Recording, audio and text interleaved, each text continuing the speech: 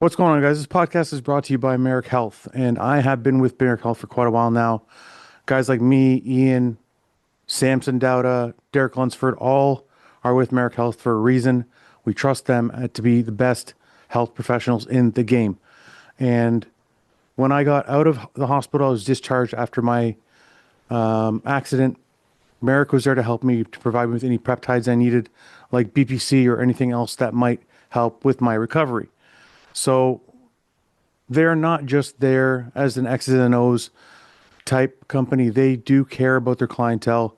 They've been in business for 5 years. They've been around for a long time. They're not a fly by night. See you one day, collect your money, never see you again.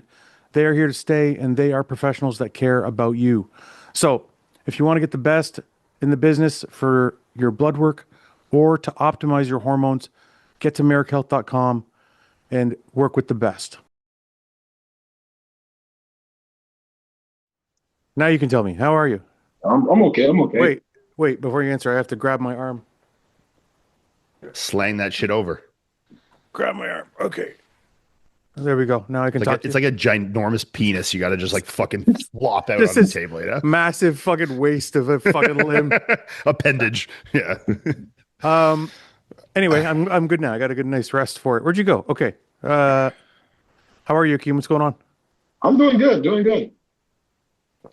Is setting in yet? 8 weeks? Yeah. Well, some days are better than most, man. Oh no. Especially after like a heavy back day or leg day, then I'm really exhausted. Rod. Yeah. Yeah. How many weeks until you say to me, I'm not coming on anymore? Probably about like maybe like what One five or more, six weeks one more. out. Oh, okay. So I got a couple weeks left. Yeah. And then you're just gonna tell me to fuck myself. You're like, sorry. Well, listen, you can always come on those times when once you get tired, Yeah, yeah, you can always jump on for like 20 minutes, just say hi and then fuck yeah. off. Or And you can, I got a caffeine pill in my mouth right now, so do you really? yeah. Well, same here. I can't do it Yeah, without a yeah. coffee. I have a raw bum energy code Ian. Oh, sorry, bum energy. This is the protein RTD. I said bum energy, but this is a raw protein RTD. They got everything Fucking now. Those mother brutal ad there. Yeah. and Raw's got it all. All right. Got a special Here he guest, is. What's up, guys? Yo. the What's up? man of the hour. We thought, Yeah. welcome Jordan Hutchison to the podcast. How are you, man? Thank you, guys. I'm doing great. Appreciate you having me on. Is this his first time on here at all? This is This is, yeah. first time Oh on a real shit. bodybuilding podcast. Wow. Yes. Okay. He's Yeah. the talk of bodybuilding now. So Yeah, fuck yeah. A little weird, man, but it's really cool. It's been awesome. I well, bet. listen, it's always weird for me because I'm like, when I've never had the person on, I always want to do a one-on-one first. But now I'm trying this kind of new thing out where I bring new people on in a group. Yeah. So you're in the middle of this whole transition. Just throw me in the mix, man. Yeah, I like that's it. right. Fuck yeah. How are you, man? It's nice to finally sit down and talk and go over get to know you and gonna go over some of your wins and how the season's going. So Yeah, man. It's been amazing. It's good to see you doing better too, man. I hope your last surgery went well. the second surgery went well. I got a few more to go before I'm gonna be totally okay. But You don't look like Dodo Bird anymore. got this Looking- fucking thing. I know I'm like stretched I know out. that drives you crazy. I don't know. You know what, Ian? I don't know how long it's gonna be like that for. What? When I take this thing off to shower, my head is like stretched out. Yeah, I think that's just because you're fucking skinny, not because you're. Probably You know? gained a couple inches, man, that you lost when you were heavy. No, but I actually think it's also because this the neck brace pushes my head forward. Yeah, the position it set you in for a bit. Yeah. So when I take it off, it's actually more comfortable for me to be like pushed forward. Yeah. So I'm gonna have to like get used to like standing normal again, you know? Yeah. Anyways, Jordan, first win, second win, came back to back out of nowhere, made huge gains. Before we get into the specifics, how does it feel to be in the winner's circle and be a two-time winner all of a sudden? Man, it's like it's all my dreams come true, in a couple weekends. Like, um, it was always my dream to go pro for years, and then a lot of guys dream of ever winning a pro show their entire career. So to win two back to back, which I didn't even plan on doing Tampa at first. I was just in shape really early, and we were like, why wouldn't I do it? I'd already committed to Texas, and I've done that show 3 years in a row now. It was my pro debut, so I love that show. I love Freddie and Sheila that put that show on. They do a great job. But man, it's just surreal. Like I still, even now, especially after Tampa, it just wasn't real yet because I was just head down, still looking towards Texas. I wanted to make a statement and prove it was no fluke. Like I wanted to show that I mean business and that I belong at the Olympia. But just waking up now, like in the morning, knowing that I'm prepping for the Olympia is just mind blowing to me. It's been amazing. So it's still hard to even grasp, to be honest, because we work for so many years for this. So to be able to look at 2 pro win trophies and really soak it all in with my wife has been awesome this week. Well, so it's become real now, you know. One of the things me and Ian always stress all the time is to kind of sit back and really appreciate your wins and appreciate the moments, because before you know it, you're 40 years old and you're retiring.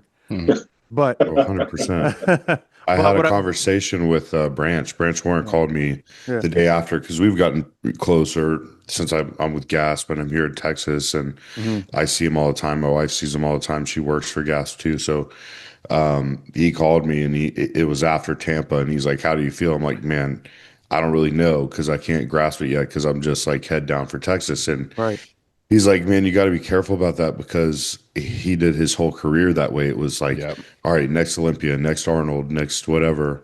And then he really didn't let it soak in until he retired.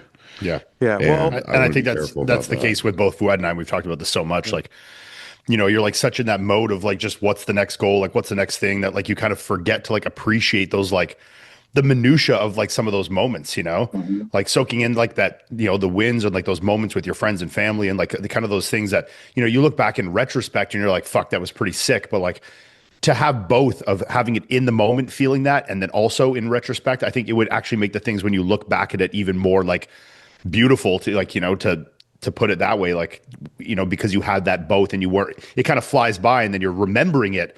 But even how you remember it is like kind of a blur, you know. It's like you kind of remember a little bit and you're kind of creating the feelings, but like you don't remember really feeling them at the time, because you were just like one thing to the next, you know. I know. Well, one of the things you posted this, Jordan, like this breakfast, and this is kind of one of the things I'm talking about. Exactly. I'm also talking about like in the moment when you're getting on stage, when you're getting your tan done, when you're backstage with the guys, all that stuff too, because that really becomes a blur after a little while. But but these moments too, like with your friends, I noticed that you posted that, and the first thing I thought of was like, okay, at least he's taking it in a little bit and enjoying it. But honestly, I think for me, I think it's going to be a lasting memory for you, because not many pros can say they won shows back to back. That's actually a very great achievement right there. So that in itself is a great memory to have. The tricky thing for you is you're 8 weeks out from the O. So you're like right back in the mix. You know what I mean? It's not like you have a chance to sit down and like just kind of let yourself relax. But I guess it's cool anyway. I want to say it's tough to kind of be in the mix, win, get to the Olympia, and then still try and absorb it all. So I think you sorry to interrupt for a bit.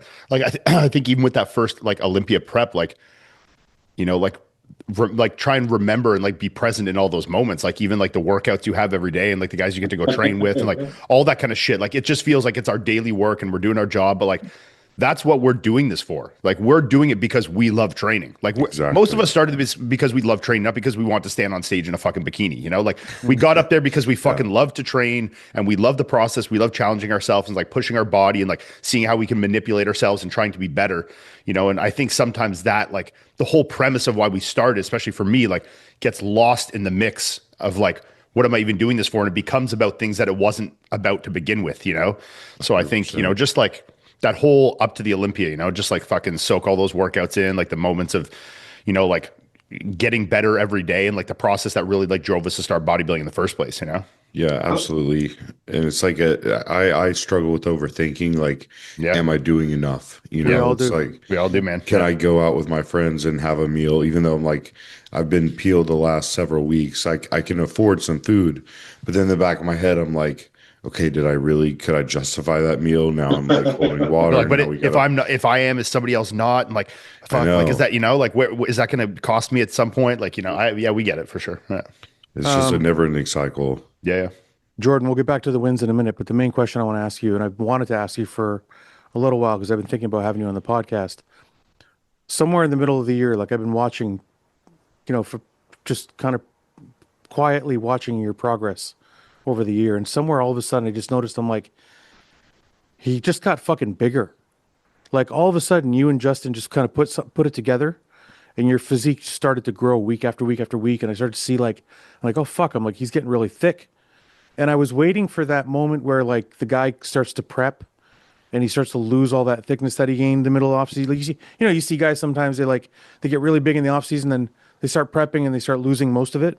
The insulin off season special, You didn't fucking lose any of it. So Yeah. I know you're working with Chris and I know you're training with Justin Wyatt for those who don't, or Abbott. I don't know which one Yeah, of those. it's Abbott. His middle name's Wyatt. Okay. I mentioned he needs to change that, but it's Justin Abbott. So what was it that made it all click? What's going on, guys? Many of you have asked me how to join Hostile, and I'm going to show you how right here. If you just go to hostile.com, you can now become an affiliate. If you just click on this, learn more, takes you to the affiliate program. And we are looking for some good bodybuilders that can go from affiliates to contracted athletes. And what you're going to do is just fill it out. Sign up, share your code, earn your store credit, and we will see how things go. And as you progress, we will be in contact with you. And what it is basically a farm system for me to find the best bodybuilders and influencers out there. You're going to join the team. You're going to go through the process, and I'm going to keep an eye. And the people that are doing the best are going to get farmed into the Hostile team and move up into the hardcore unit, and then eventually into athlete status. So I hope you guys will join today. Check out hostile.com and be an affiliate now. I mean, it's a combination of things. So what was weird this year was I had so many obstacles and I wasn't planning on competing. Like I really thought this wasn't my year to compete because after last year's Texas Pro was my last show. I got second to Andrew Jacked. And, I wanted to go into a really good off season and grow. And I had to get gyno surgery. So I didn't have to. A lot of people were like, it's really not that noticeable. Like you really don't need it. Yeah. But before that, I had a lot of travel. Like I was out in the UK and Sweden with gas for like 11 days, then traveled to be at the Olympia, then pushed off my surgery, had all these complications. Pushed back my training 5 weeks, got pneumonia after that. That was in my lungs for like 6 weeks. Training wasn't right. And to be honest, it's like we stayed lean for so long because Chris didn't want me to push until I was like ready. And then we pushed food and then we pushed everything else up. And my body just responded and soaked everything up so fast. Yeah. But truly, it's been a progression of my training IQ overall, I think. So like this prep was the first prep I've ever done where I've been able to manage my recovery so well that my training never slipped. Like it never got to that point where I was like, I'm so fatigued, I can't train hard. Can I stop you for a second? Yeah. This is before your prep though. Like I noticed in your off seasons, I noticed you would put on some significant amount of muscle. Right. Do you attribute that also to training IQ? I do. I mean, it's like I found a balance between I found more of that balance between intensity and like accuracy in the gym. Okay. Where, when we first start out, we're barbell squatting, benching, deadlifting, ballistic, just ugly form, whatever it takes. And then, there were a couple of years ago where I really slowed things down to where I was doing a little too much of the time under tension, like going a bit too light, just trying to feel the muscle contractions a bit too much, like overly focused the other way. Yeah. I think I found that middle ground as well as a middle ground on volume. Sure. And I upped my volume a lot this year. I realized I could recover from a lot more. Okay. I got overly obsessive about my sleep. And it's the first year I've ever been good about that because y'all know, like when you're in the off season, you're pushing food and it's hard to eat and you get off track like for a few weeks. Next thing you know, every night you're going to bed at 1 a.m. Yeah. Then it's pushing your wake up time later. Then it's pushing your meals later, pushing train later. And it's like when I work from home as a coach and do bodybuilding full time from home. It's like I'm on my own time, So Sure. the sleep was always a problem every off season. So I fixed that, worked on my training recovery, and honestly, moving to Texas was one of the best things I ever did because I just have this peace of mind here and support group, and everything that surrounds me is like just built for bodybuilding. My wife supports me. I have great training partners. Gasp is here.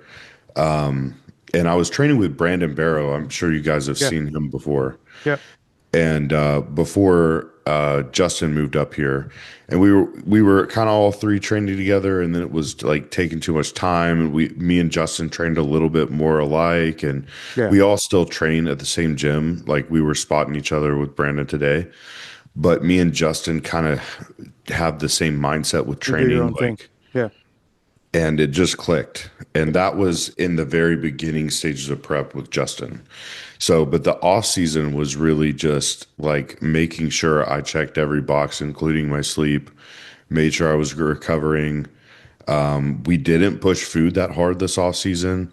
My body weight didn't get as high as off seasons past. I was 303, I think, morning weight last off season. I peaked at like 294 this year.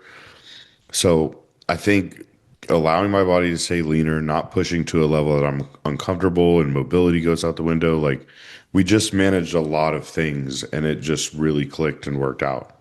Do you think the way Justin trains contributed to your training style, or did you guys change things together?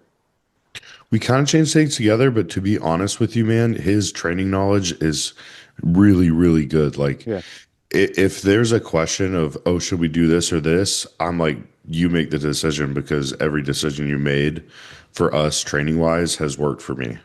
Okay. And it's worked really, really well, especially with back training because that dude's back is ridiculous. I know. And he didn't have a good back before.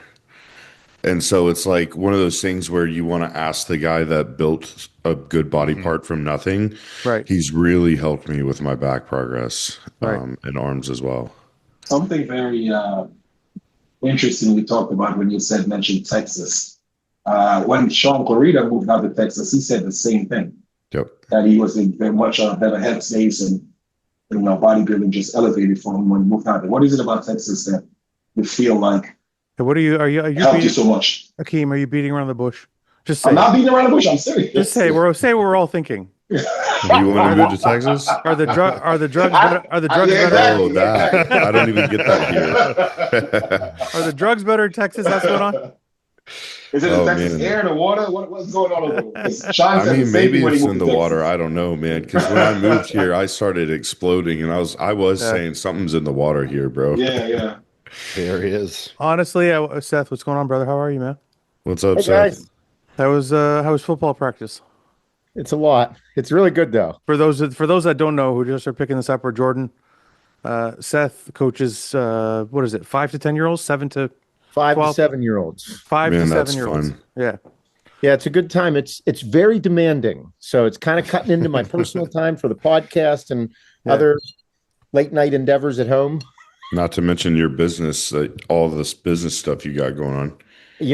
I'll say this. It's been good in the beginning of being able to step away. Like the team is incredible. So I'm able to shove off a little early on certain days. And it's been good though. I really enjoy it. I'm going to tell you something, Jordan. Seth said to me last year, I forget what show it was after. Did you competed last year, right, Jordan? You said I did Chicago, Tampa, and Texas. Yeah. So I forget which show it was after, but Seth said to me, I think this guy's good. I don't know how good, but I think he's really good. And I said, I don't know. He hasn't really done much yet. We're going to see. He's got a good physique. And he's like, no, I think he can be really good. And then all of a sudden, few changes this year, and fucking you pop out and just fucking start taking names. So Seth saw it. Seth saw it last year. Well, I appreciate it, Seth. I appreciate we're it. big fans in the office. Ty, he's the guy in some of my YouTube videos. I mean, if there's something bodybuilding on YouTube, man, that kid watches it. He is in deep. And yeah, I met him. Did you? I think I did. He's a younger guy, right? Yeah. Yeah, he was here for nationals or something. Yep. Good kid. Really nice guy. He's put on, I think in the past year, he's put on like a total of almost 60 pounds. That's crazy. Wow. Yeah, he's working. He's in it. I got to tell you though, it bothered me because I'm usually like I like to pat myself on the back as being a little bit of the oracle, and fucking Seth picked this one out. I didn't see it coming. So yeah, Mike picked him too.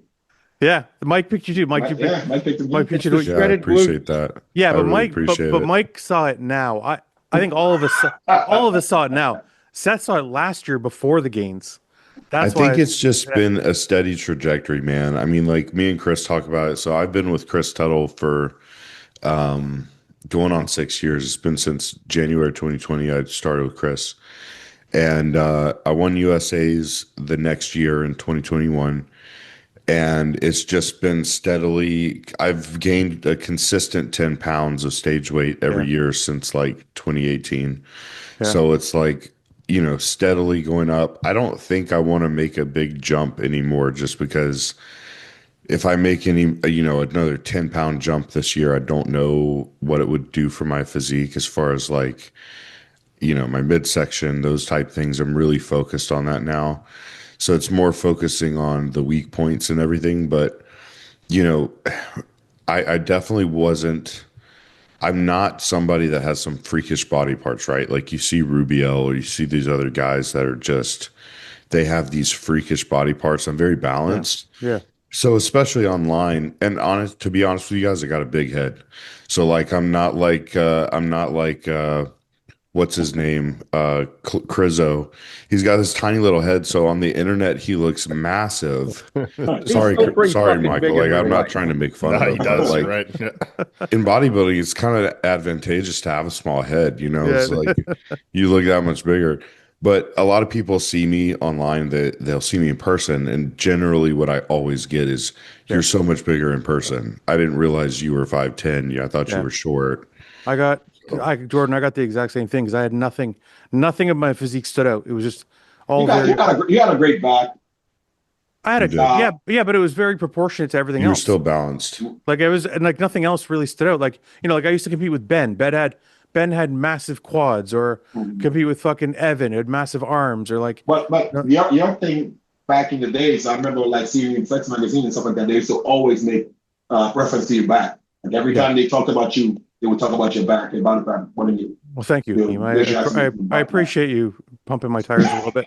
Feels good. I'm just telling you, that's when you first burst on the scene. When I first heard about Fouad, say more. The article states that you had like the back, like something about Canada has back or something like that. I remember that. Yeah, exactly. You remember that article? I do remember, but yeah. See, what I was trying to say is, among the guys I used to compete with, nothing really stood out, and when that happens, nobody really can. Like you kind of get lost a little bit in the mix. You almost have to be.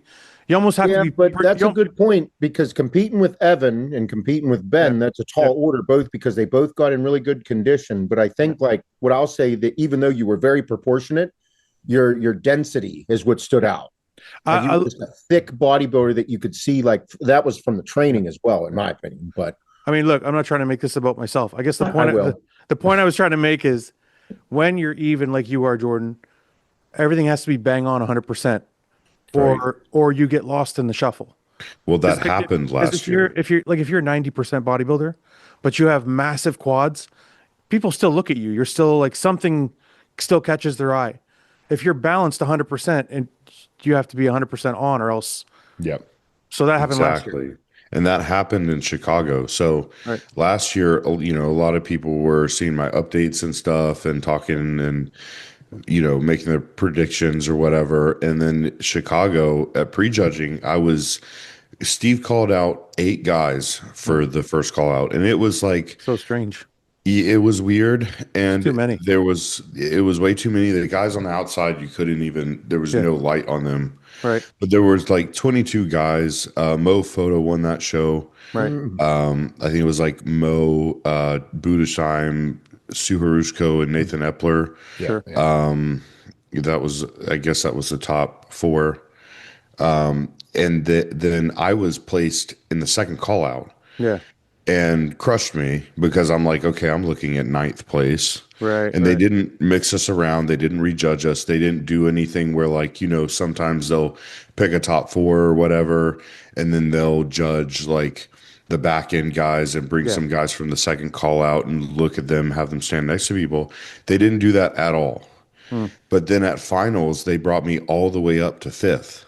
Really? But never compared me to the top 4, so I never got to stand next to them. So they had a top 4 final call out at finals, but they had me in the mix with the other guys, and I beat like Hassan, Stanimal, like a bunch of other guys that were in that first top 8.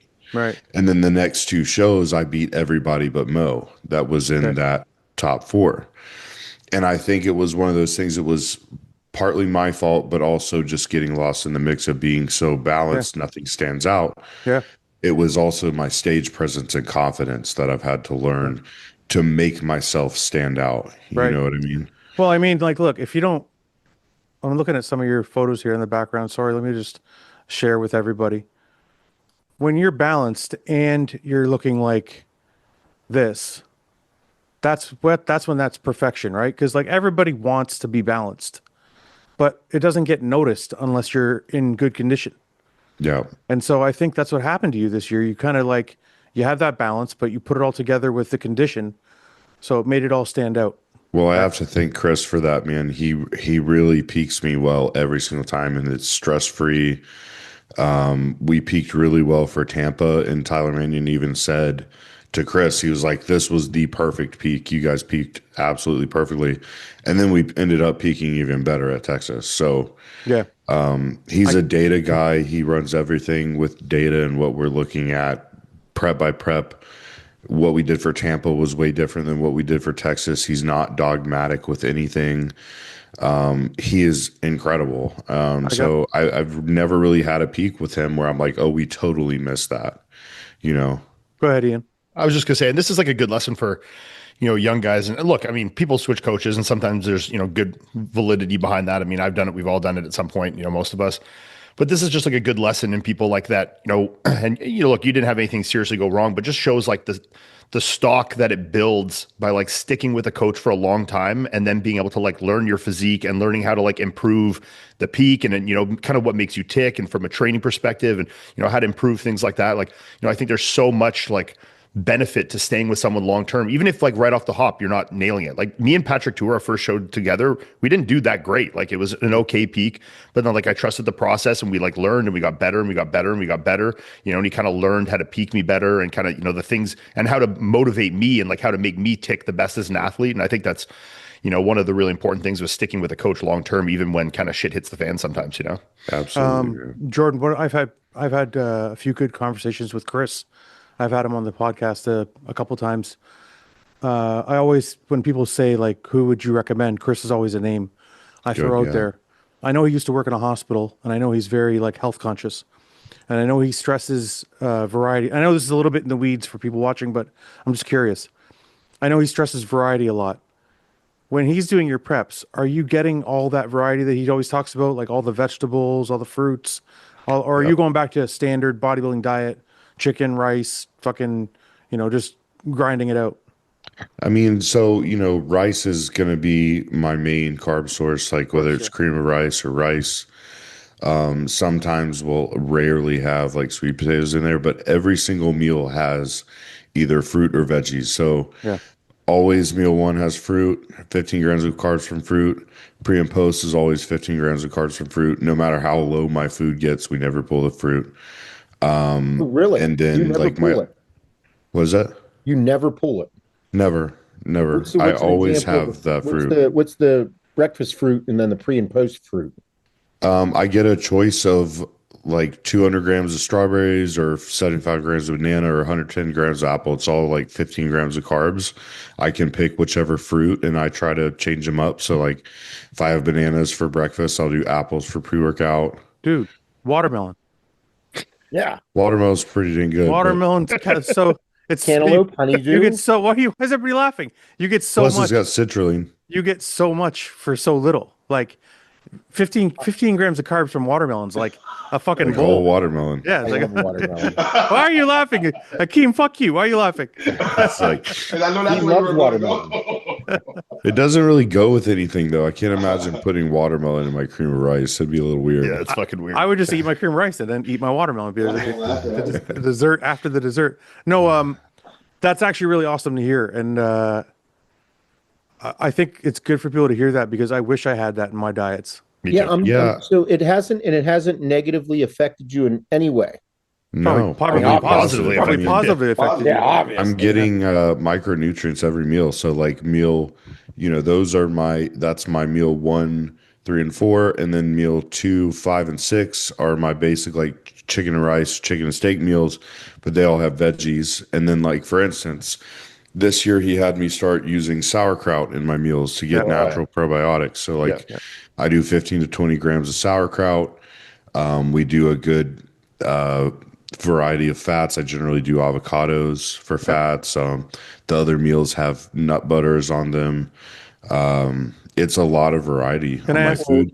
He lets me sub sourdough too, and my wife makes homemade sourdough. She's like the sourdough plug around here in North Texas. So I have that at my disposal. I got to ask you this. So aside from like the bodybuilding X's and O's and the micronutrients and all that shit, it's probably also got to keep you relatively sane. Yeah, like you're not getting sick of your fucking diet. You're kind of like got a little bit of like something to look forward to every day. Oh, yeah. You know what I mean? I love my food, man. And we may go low like towards the front end of prep because he likes to get me ready really quickly, right? And like not waste any time, pull my body weight down, get me leaner quicker.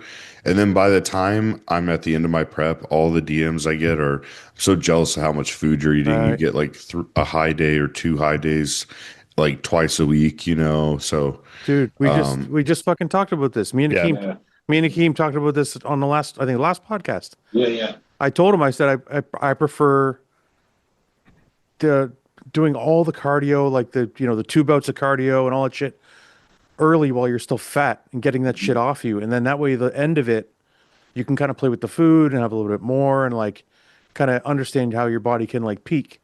A little bit. And as you get like as you get to that point too, like where the body fat's down low, like your body's a little more sensitive to like muscle loss and energy, like fatigue and stuff like that. So, if you have the ability to play around with food and like, keep your training like effort and high for like fueling it with food, I think that's usually the better way to go. Like you said, pull it down early when the fat's still high and energy's, there to be spent, with body fat and stuff like that. And then kind of build it back or, don't go down as low as you need to, right? Yeah. I mean, towards the end of prep, I was having like 300 grams of carbs around my training on my low days, maybe like 250. Like awesome. Intra workout was 60 grams of carbs, So like your body is just rips through food at that point. Yeah, definitely the way to go. Can I ask you this too?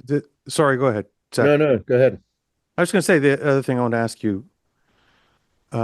We start to talk about more and more about mindset on the podcast and how some coaches are able to help their athletes a little bit more because they touch on the mindset aspect of things. I know Chris is a very positive person. Absolutely. So how did that play into your prep? Like, do you ever have moments where you're down and then Chris is able to be that guy that kind of gets you back? Like, because Chris is just so positive all the time. I feel like that would be, easy. It'd be hard for me to feel shitty during a prep when I have my coach constantly pulling me up. 100%. And not only in prep, but over the years, like he's changed my thought process. Like, he's always told me there's one thing he always tells me is happiness is a choice based on your perspective. Nice. And so it's like, my perspective should be, I'm literally bodybuilding and training for my job. Like, what else could I want to do?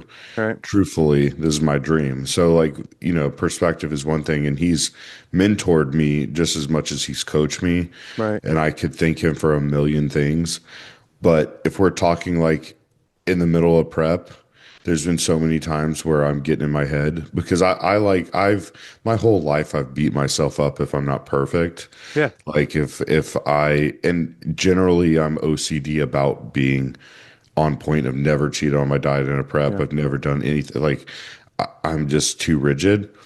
But if I make a mistake or if I get hurt or if I tweak something or I just make a bad decision, I beat myself up, and he's extremely positive. And then, you know, certain things stand out. Like we were at Tampa. I've had this weird back issue and it happened last year before Tampa and this year. I don't know why. I think it's when I've been really lean, depleted, and dry. There's something that happens in my back where I can't thoracically extend.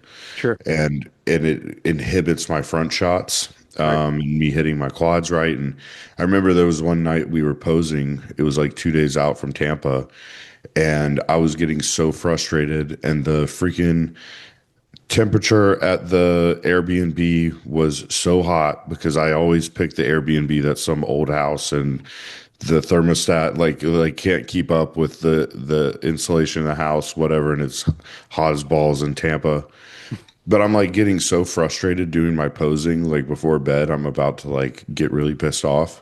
Yeah. And Chris, right before when we were done, he looks at me. He's like, tomorrow when you wake up, I need positivity. I need you to be ready. I need you to be focused. Yeah. And I need you to bring a positive attitude. And we're going to be good. Yeah. We're going to be bang on for this weekend. And then, you know, it's stuff like that where he helps me. He's not just doing my diet, doing my gear, doing my whatever. He's like helping me mentally daily. And that's been a huge plus. Just like those little like small things, like small like little words like that. That's like, fuck yeah, at that moment, like I needed to hear that to like get my shit straight. Yeah. You know? It was a wake up call. I was like, yeah, I have a really bad attitude right now. Yeah. Like, I think gotta be all, positive. Yeah. I think all of us get like that. We all think like, look, bodybuilding is not hard. It's monotonous. It's like, it takes a lot of like discipline, and it's annoying, and how every day has to almost be the same in a way, but it's not difficult. Like there are guys out there. It's simple. There are guys out there that are working jobs that are fucking really hard. Right. And bodybuilding is not one of them. We just have to be there and make sure we're doing everything the right way. But it's easy to get in that place where you're like, oh, I fucking hate this. I wish I was doing something else. Well, when you try and go do something else, then you're like, oh fuck, I had it really good. Okay. We worry about the little things sometimes, right. You know. Yeah. I want you to walk me through. I don't want to take too long on this. I just want to quickly walk me through Tampa. You get there. Are you feeling like the winner, or are you feeling like, are you feeling secure, insecure? Are you feeling like just you don't know what's going on? You know Quint's going to be there. What's the mindset walking into the press conference, or the weigh-in at Tampa? Check it. I mean, I was really confident, to be honest. Like, just because I know how often guys come off, miss their peaks. Right. Obviously, Quentin has the most beautiful physique of anybody that was on that stage, as far as like aesthetics, proportion, size, just stature, silhouette. That's something you can't work for. It's just he just was God-given. Yeah. He was just made to be a bodybuilder. Not that he didn't work for it, because he also has, for the size that he has. Right. But my confidence, a lot of it comes from knowing Chris has got, as long as I stay stress-free and don't screw it up myself, right. Chris has got me, and he's going to peak me well. And so I knew also, based on the size I'd gained and based on how well I did the year prior, right. I mean, Tampa, I was like 264 on stage, and I was 249 last year at Texas Pro.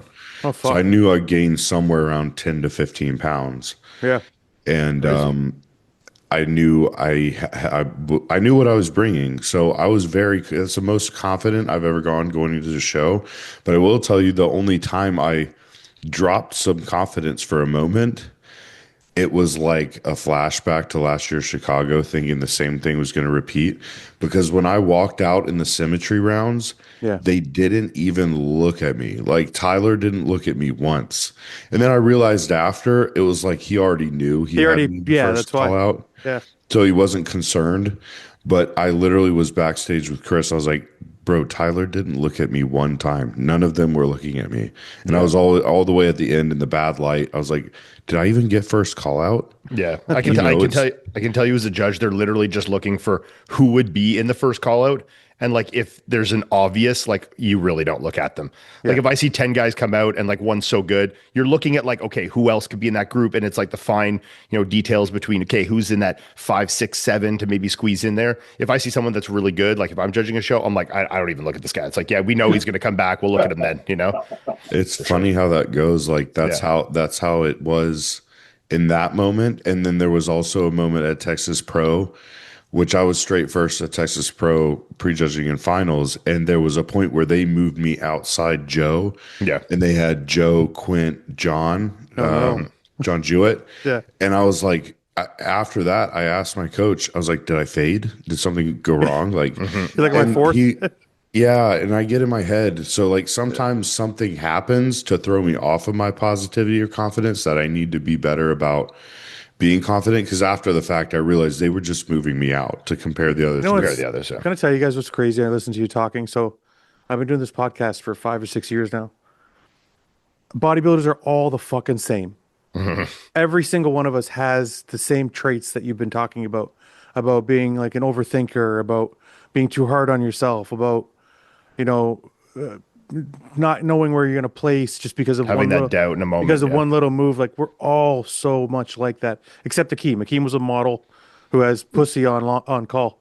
But other than Akim, we're all driving around his fucking Jaguar. Okay, before we move on to Dallas, are you going to beat Akim at the Olympia because you guys are competing? I know. I already knew this is. You knew it's Akim's like, fuck. I know he's going to use this bullshit. You knew I was going to ask him the question. Akim is huge, dude. It's hard to know what he's going to look like in person. Stop being nice. They tried to do that to me on Dennis's podcast, the Moose podcast. Who tried they went down the list, and I'm like, dude, all these guys, like, I know you wanted me to tell you that I think I can beat this guy, but like, I don't want to say it publicly. Okay, hold on. I'm not trying to play some like WWE shit. I don't care. Like, we're all bodybuilders. We've all been there. I'm just being real. What is your goal for the show? Like, is it top 12? Is it top 10? Is it top 6? Like, where do you feel like, I'm not going to say you or Akim or any, don't mention any names. Is there a place where you feel like, okay, I think I could fit in here this year? Or like a place where you would be like, all right, like I fucking, that was a victory for this. That was a victory for me. Yeah. Like, if you make it or something that you'd be like, yeah, that would feel like a loss for me. Yeah. Well, so the goal set in mind is top 10. And I think that it's realistic in a sense that I'm so consistent. And like I said before, there's so many guys that it's a question mark of whether they come off or not. Right. Yeah. I think I proved myself winning both of these shows in a pretty stacked lineup. Like Jewett got 11th at the Olympia last year. De La Rosa was at the Olympia. Yeah. They may not have been the same physique as they were on the Olympia stage, right? And I thought Olympia has a big John mix. Looked good. Jewett, I think Jewett was maybe better than he was at the Olympia. I thought John looked good. He looked bang on. De La Rosa was a little different this year, but I think he's also mentally wanting to move on, and I'm very happy for John. I really, really love and respect John too. John's one of the good ones. Yeah. So I mean, but having these 2 wins, it gives me a lot more confidence. And before both of these shows, I actually only told my close circle this, but Iain, you would maybe appreciate this.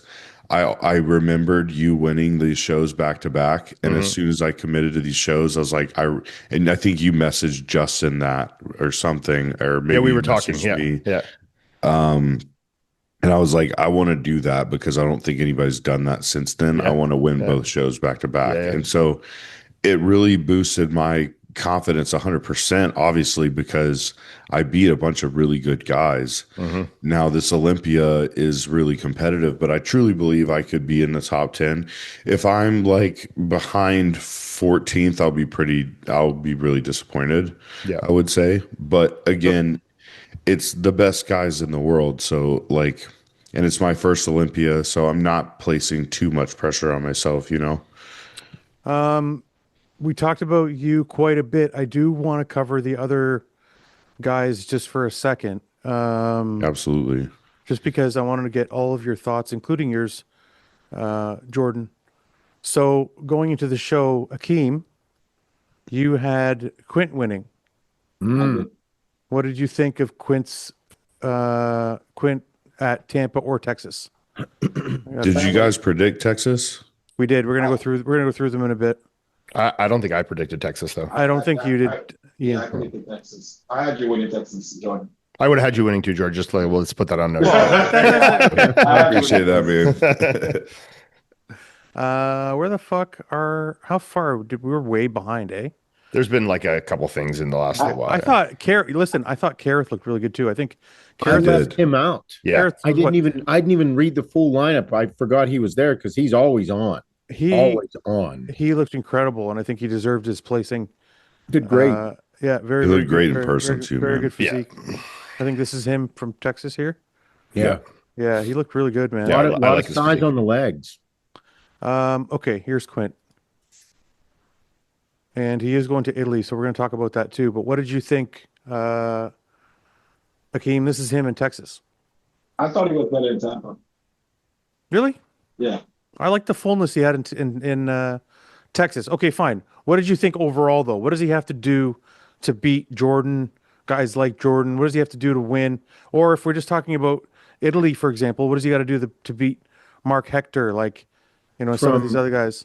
Well, I'll go first. He'll be very comparable to Mark Hector because they got that, that aesthetic look, big full round muscles and stuff like that. So for that show, it just comes down to conditioning because they both have beautiful physiques. What does he have to do to fulfill his potential? Like everybody keeps saying Quint and potential.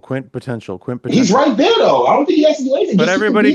But everybody keeps saying he's right there. He's right there. He's listen, he don't have to change anything. Just keep bringing what he's bringing right now. Just keep refining. That's it.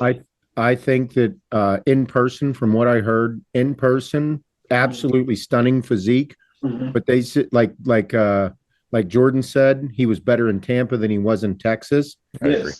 He just wasn't as tight.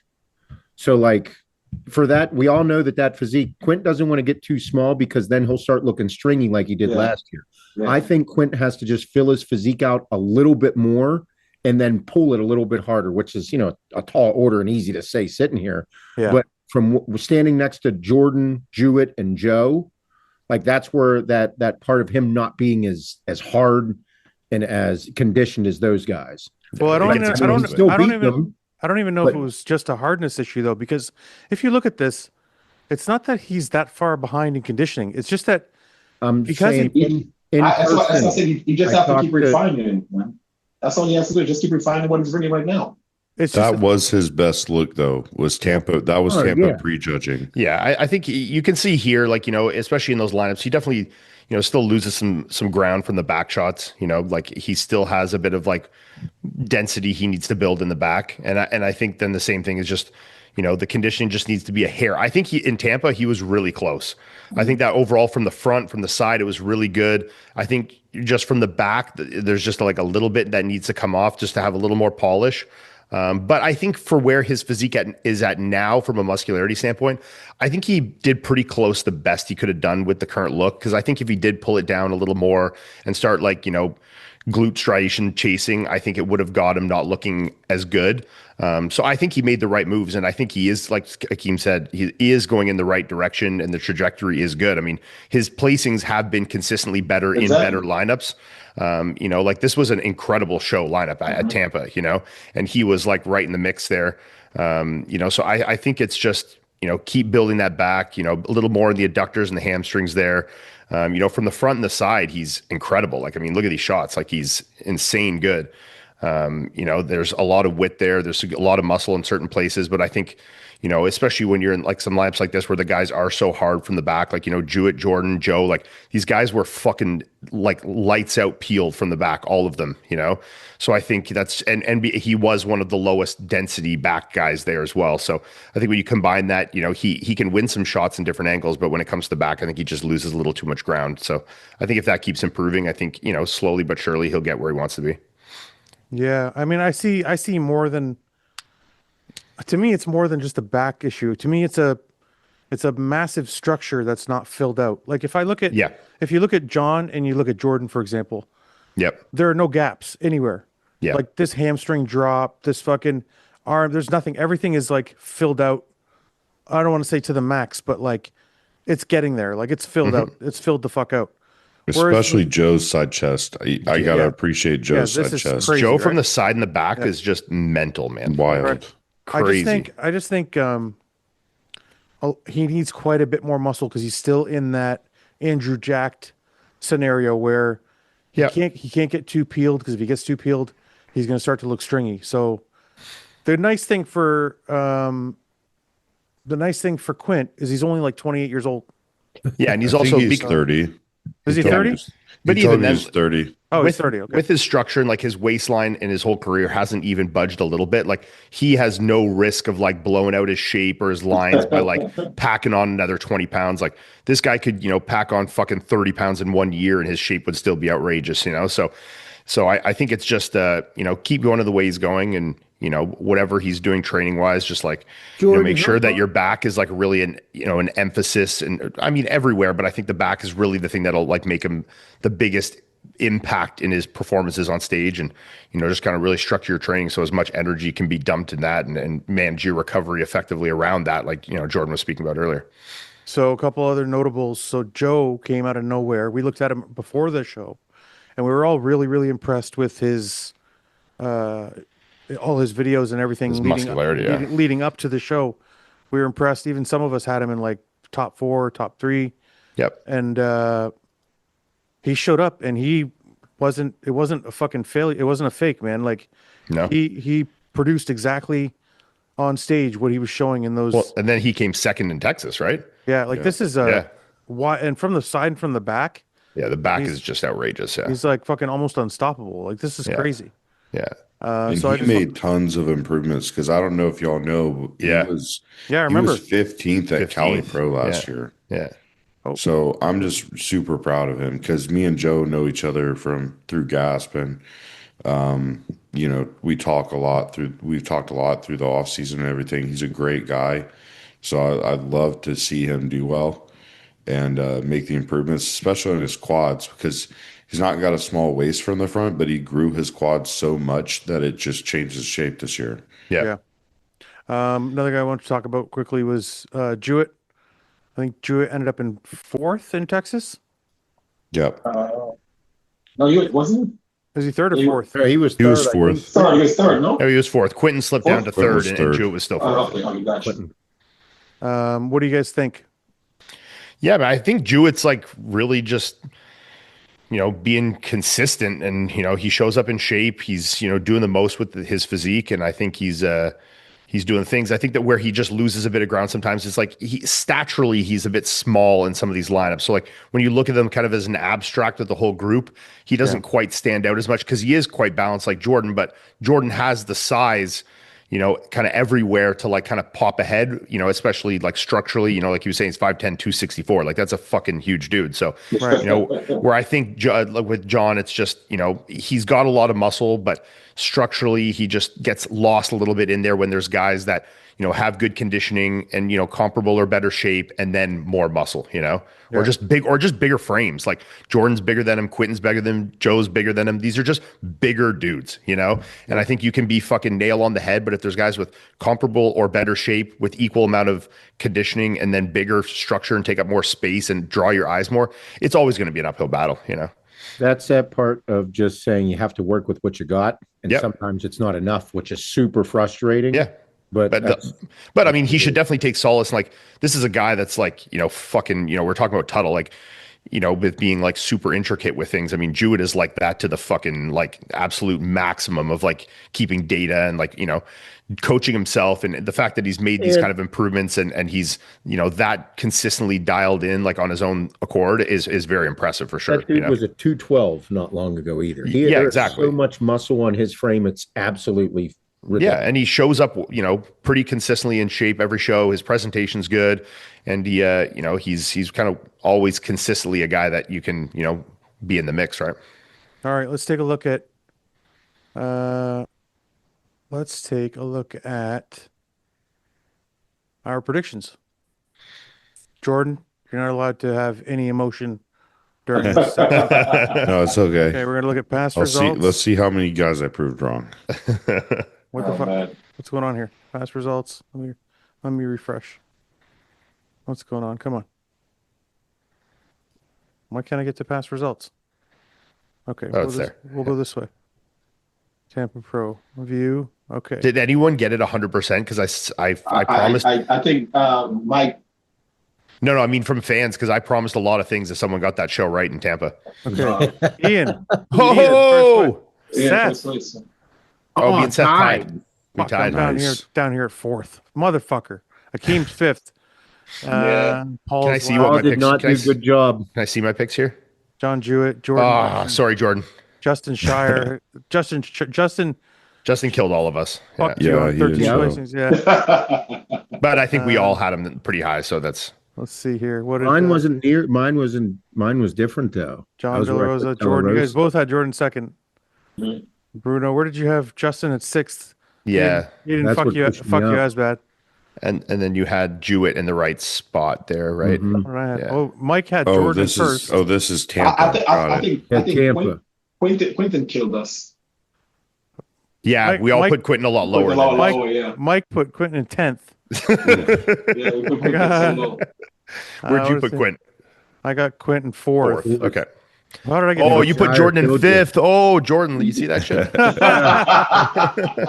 It's all good, bro. Justin fucked me too. Fuck. Yeah. Justin messed up the whole algorithm. Jordan, I'm sorry. You can't get mad at me for that. No, I'm not mad, man. Let's see where Akim had you. I had Jordan in fourth. I think Bruno messed me up big time, man. So Paul has Jordan not even in the top 10. What the fuck? That's Paul just missing completely. Sorry, Paul. Paul let me off the hook here. Let's see our global results. Let's see. Go $200 gift card because of how hard it was to predict. Okay, let's see how many did you get wrong? Goes to Kalub Slagar. Select. Okay, buddy. Shoot me an email. I'll get you your $200 gift card for predicting everything right. Let's see here. Let's see his picks. Kalub. Yeah, Let's see what you got here. Jordan first. Quentin second. Second. Jewett third. Joseph He only fourth. had John and Joe swapped. Wow. Damn. Justin humped him a little bit. Yeah, but he had Justin lower than most. Like seventh he was closer than most people had him. Yeah. Good job. Damn, and he guessed. Okay, wait. We didn't guess this low. We only guessed top 10. So he's got a lot more points accumulated than we do. That's for sure.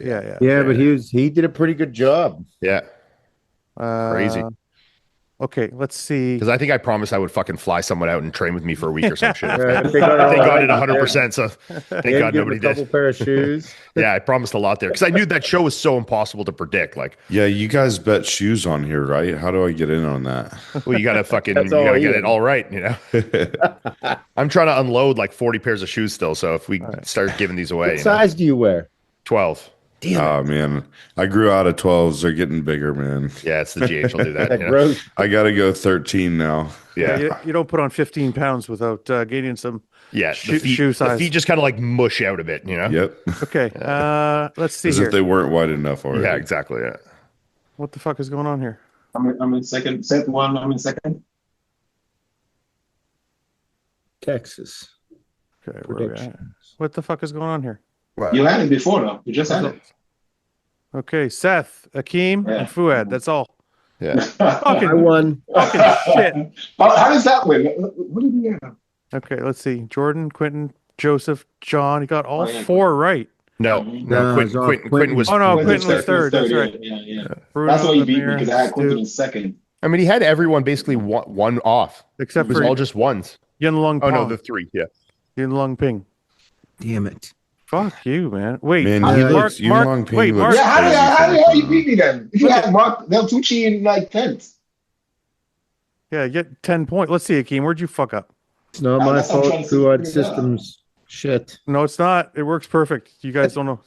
Jordan, Quentin, John, Joe, that was pretty close with Kareth. I Carrot. Justin.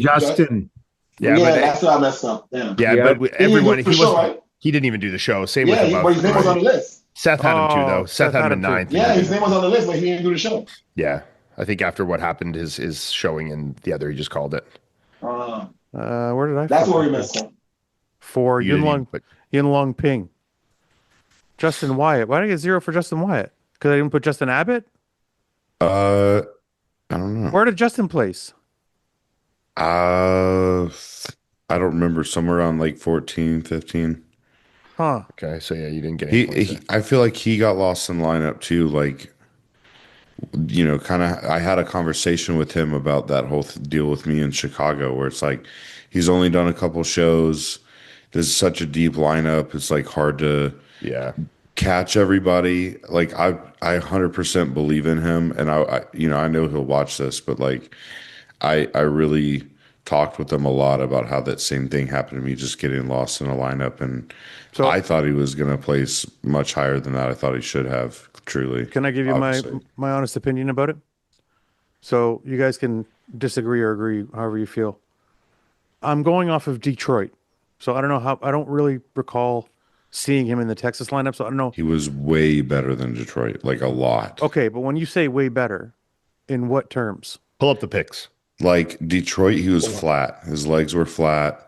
He just, like, I've seen the pictures, and dude, he was super, super full at the show. Legs looked way better. Like the middle of his quad, like not the outer sweep, but like what is the muscle in the middle that comes down? Sartorius? Your medial. In the middle. Yeah, it's like striated, dude. It's nuts. And his back is obviously ridiculous, but he just looked fuller and harder compared to Detroit. He looks like he put on at least 5 pounds of muscle to me in his pictures. And, you know, I posed with him every day, trained with him every day.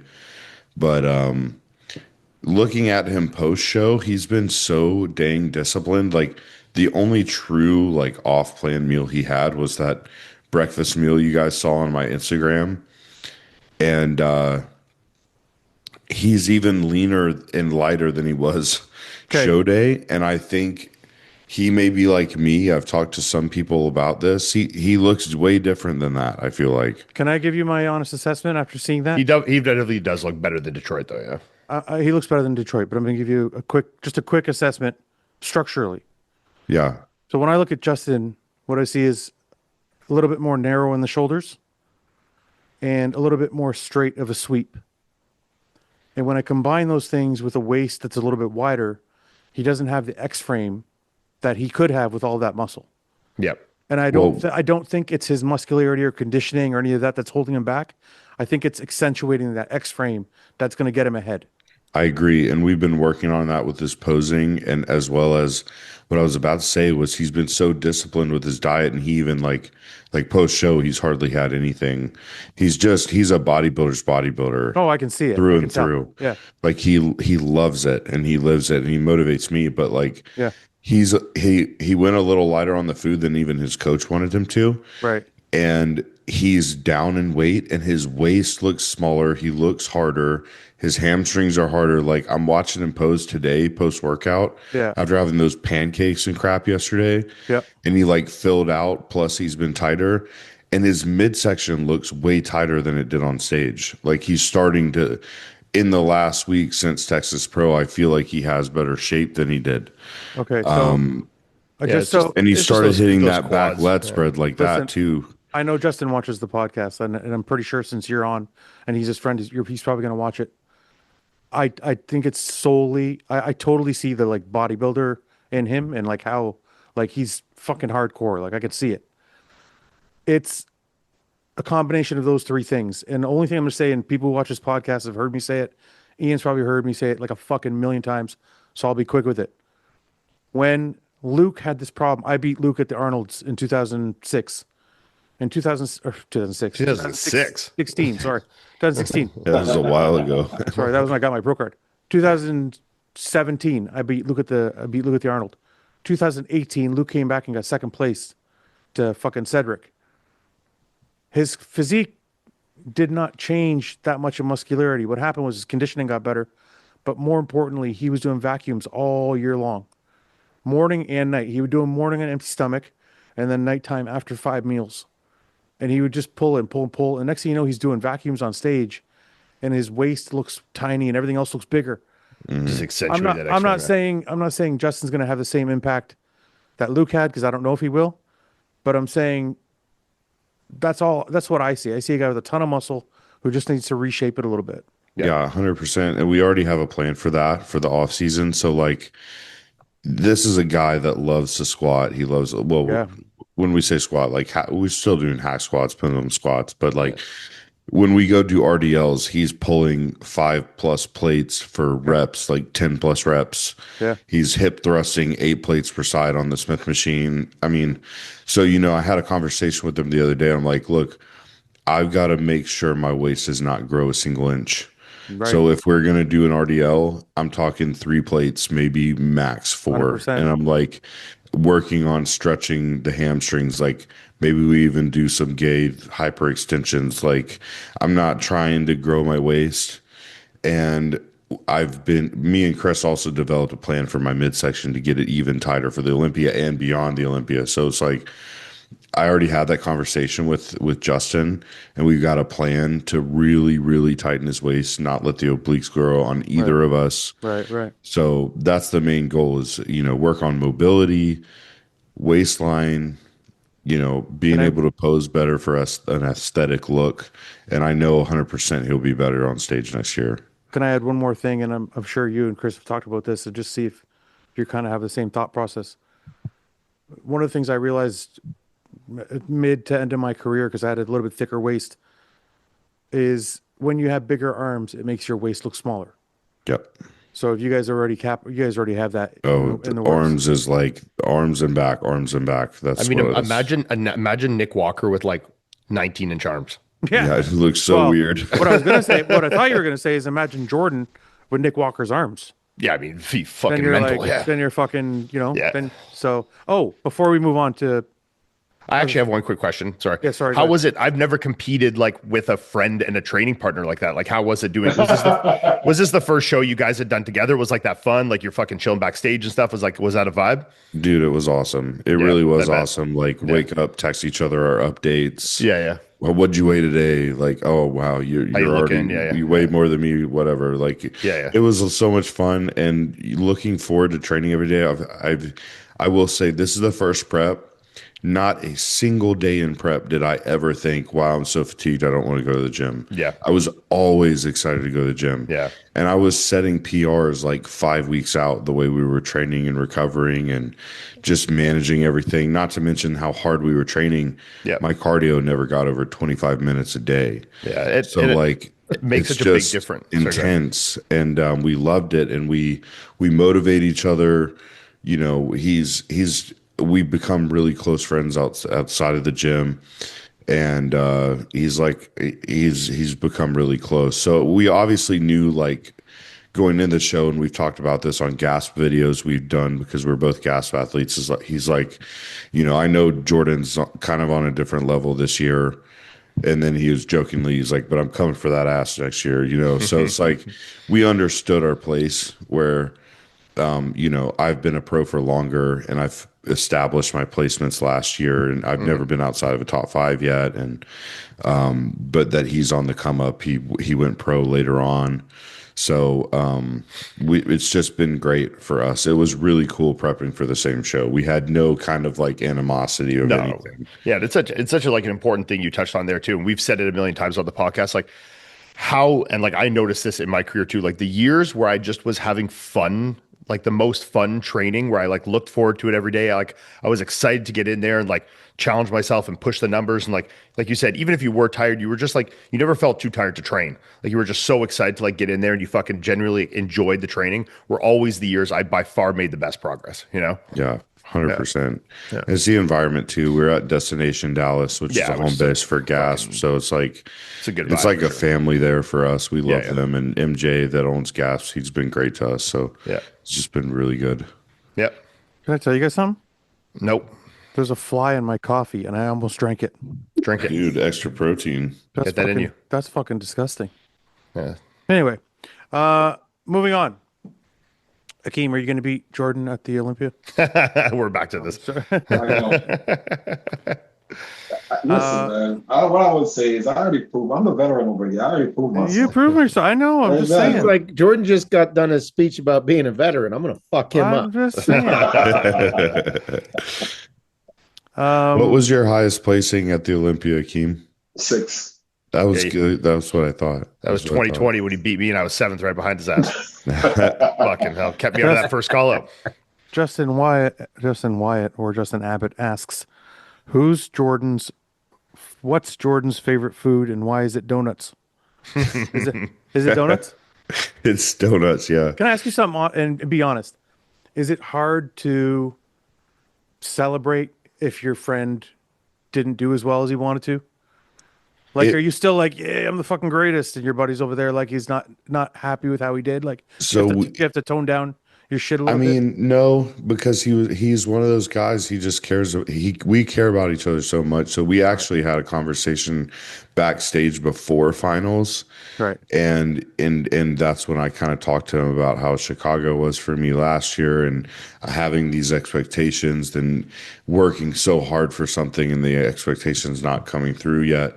Right. And, I told him how much I believe in him. And also I helped him with a perspective, and his perspective shifted that night and the next day when he just kind of realized it's like, okay, this bodybuilding thing is bigger than a placement. Right. It's about the people that we've impacted. Like how many people comment or DM to me and Justin, like, you guys are like, remind me of Branch and Johnny Jackson training. We love to see you train. You guys motivate us. Right. They even made a t-shirt for us with Gasp that's like me, Justin, and MJ, and tons of people bought it. And there's just so much stuff that's going on outside of bodybuilding that it's not just a placement. So he kind of had a perspective shift after that. We had our little talk backstage, and then it was just, he was super positive and excited about everything.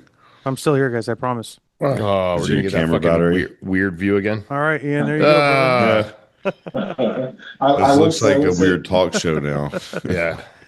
Justin, he's definitely truly your friend, because you got to celebrate your wins as much as the fact that exactly, you have to celebrate. And if he's a true friend, he would definitely celebrate your wins this year. Right, bro. He is. I mean, I know he's gonna watch this, but I couldn't be more grateful for Justin. 100%. So, but why is your favorite food donuts? He said after. Oh, bro. Well, first off, that's another thing. So Justin makes fun of me and calls me a sugar fairy because I like to put like stevia on everything. I love sugar-free syrup, all that crap. And I'm in that. It's this Fouad shit here. Yeah. Hang on, babe. And these, but anyways, donuts are my absolute favorite. From where? Thing. Like, what's your favorite donut spot? Like, or are you non-discriminatory? You like? I'm definitely not. I mean, typically Krispy Kreme is amazing. I have a feeling he was going to say Krispy Kreme. Come on in, babe. Oh, there it is. There we go. This is my meal. This is my wife, Brittany. Hi, Brittany. She Bye, doesn't Brittany. love the camera. Mine's She's the in same way. PJs. We're homebodies all the time. I asked her to bring me my meal. Thank you, honey. Imagine she walked in and she was like wearing a fucking evening gown. She's like, here you go. No, we're in PJs all the time around this house, but she's so sweet. I asked her to bring my meal in when I needed it. So Diet Coke. I'd already pre-made it, but what's up? Diet Coke or Diet Pepsi? Pepsi. Diet Coke, but Seth, I'm gonna really disappoint you because we talked about that ice cream sundae A&W diet drink, and I'm obsessed, bro. Oh, it's I shit. absolutely love it. Absolute dog shit. It's so good. And What drink is this? What is this? What is this? That's your fucking prep mind talking, dude. So it's this A&W Zero, and it's an ice cream sundae, and it's got like delicious. chocolate and vanilla taste to it. I might have one in the fridge. I don't know. Is this there? Like it's root beer? It's not. No. It's not root beer. It's like it tastes like an ice cream sundae soda. That sounds awesome. It does sound awesome. Brittany, my wife, she thinks it tastes like chemicals. Of course she I love does. that. And We super can't get any artificial. of that kind of shit in Canada. It tastes sucks. I tried it before. It tastes like medicine. But again, we're back around to the What'd you sugar say, fairy Keith? thing. That's It tastes like medicine.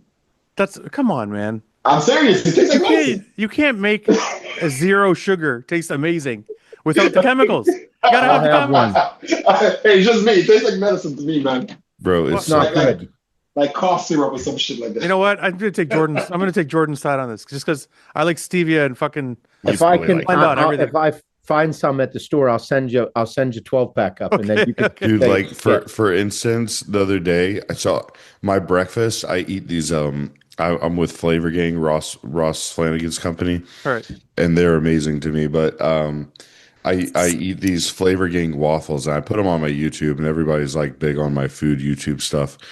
And the other day, I'm eating my waffles, and I'm putting my sugar-free syrup on because I don't do it a week out from the show, Right. but I'm like dousing it, and my wife like jaw drops. She's like, "Are you serious? You're putting that much sugar-free syrup on your stuff?" I do One the same cup thing. of syrup. Okay. Yeah, who knows Wait. what it does to my stomach? But I just remembered what I was going to ask before we moved on.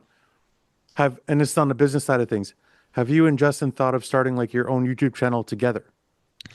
we haven't thought about a joined YouTube, but we've done so much training together on my YouTube, You could call it Jack, and everybody Sugar really Fairy. loves it. Well, the reason I'm asking is What'd you say, Seth? I said you could call it Jack Sugar Fairies. Well, he's not a sugar fairy. I'm the I know, I'm sugar just fairy for kidding. sure. But he makes fun of me for all that stuff. And I will say, Justin I have to shout him out too for getting me donuts, surprising me with donuts backstage. There's a video I'll post, but I was emotional about hugging Chris after winning Texas.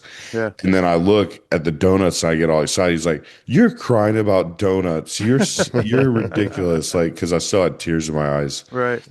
But Listen, I think there's a reason why this podcast is popular because of not any one person. It's because of the community that we built here. Like in the comment section, I'm always in the comment section talking to people and stuff, and a lot of the same people come back to watch each week.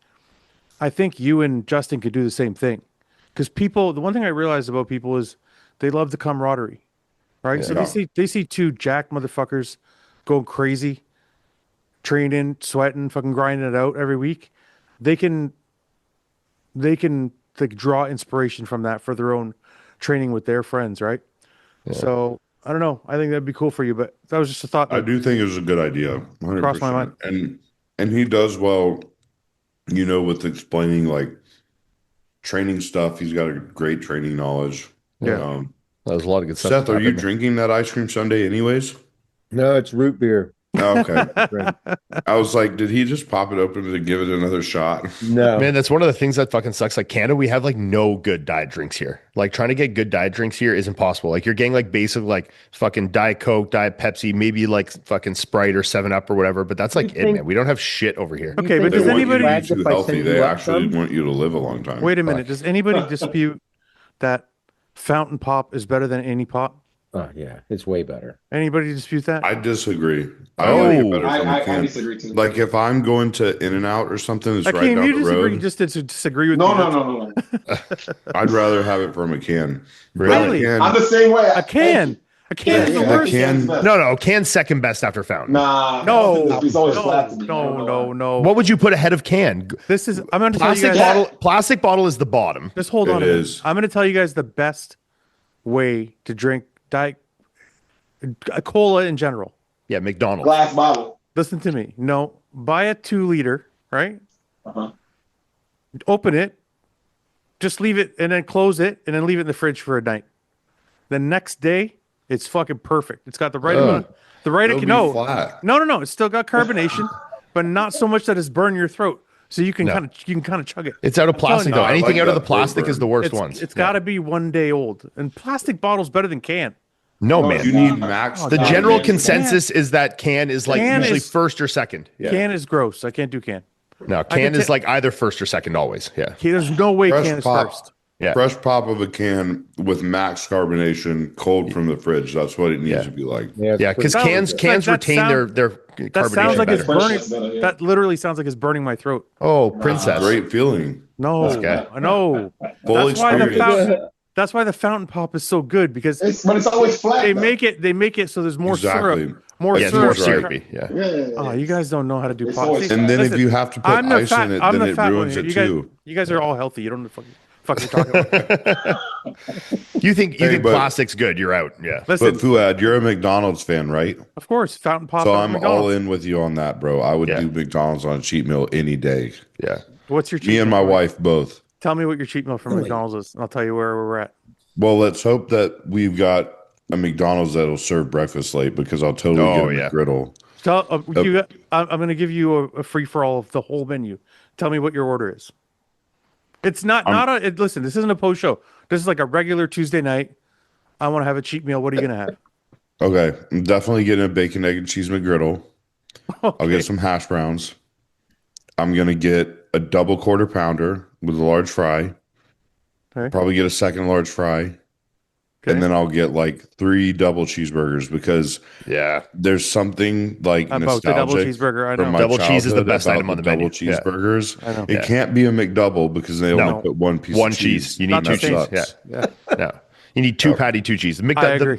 The double cheese is the best McDonald's item they serve. Yeah. And I'm not going other for than chicken breakfast sandwiches. nuggets. I'll agree with you. Yeah. I don't Their love chicken nuggets McGriddles. suck. If I want that, I'm going to Chick-fil-A. Their chicken nuggets I suck. have agree. a standard base of my order is always a Big Mac and 2 double cheeseburgers. That's exact same as Then mine. there's some rotating stuff on the outside.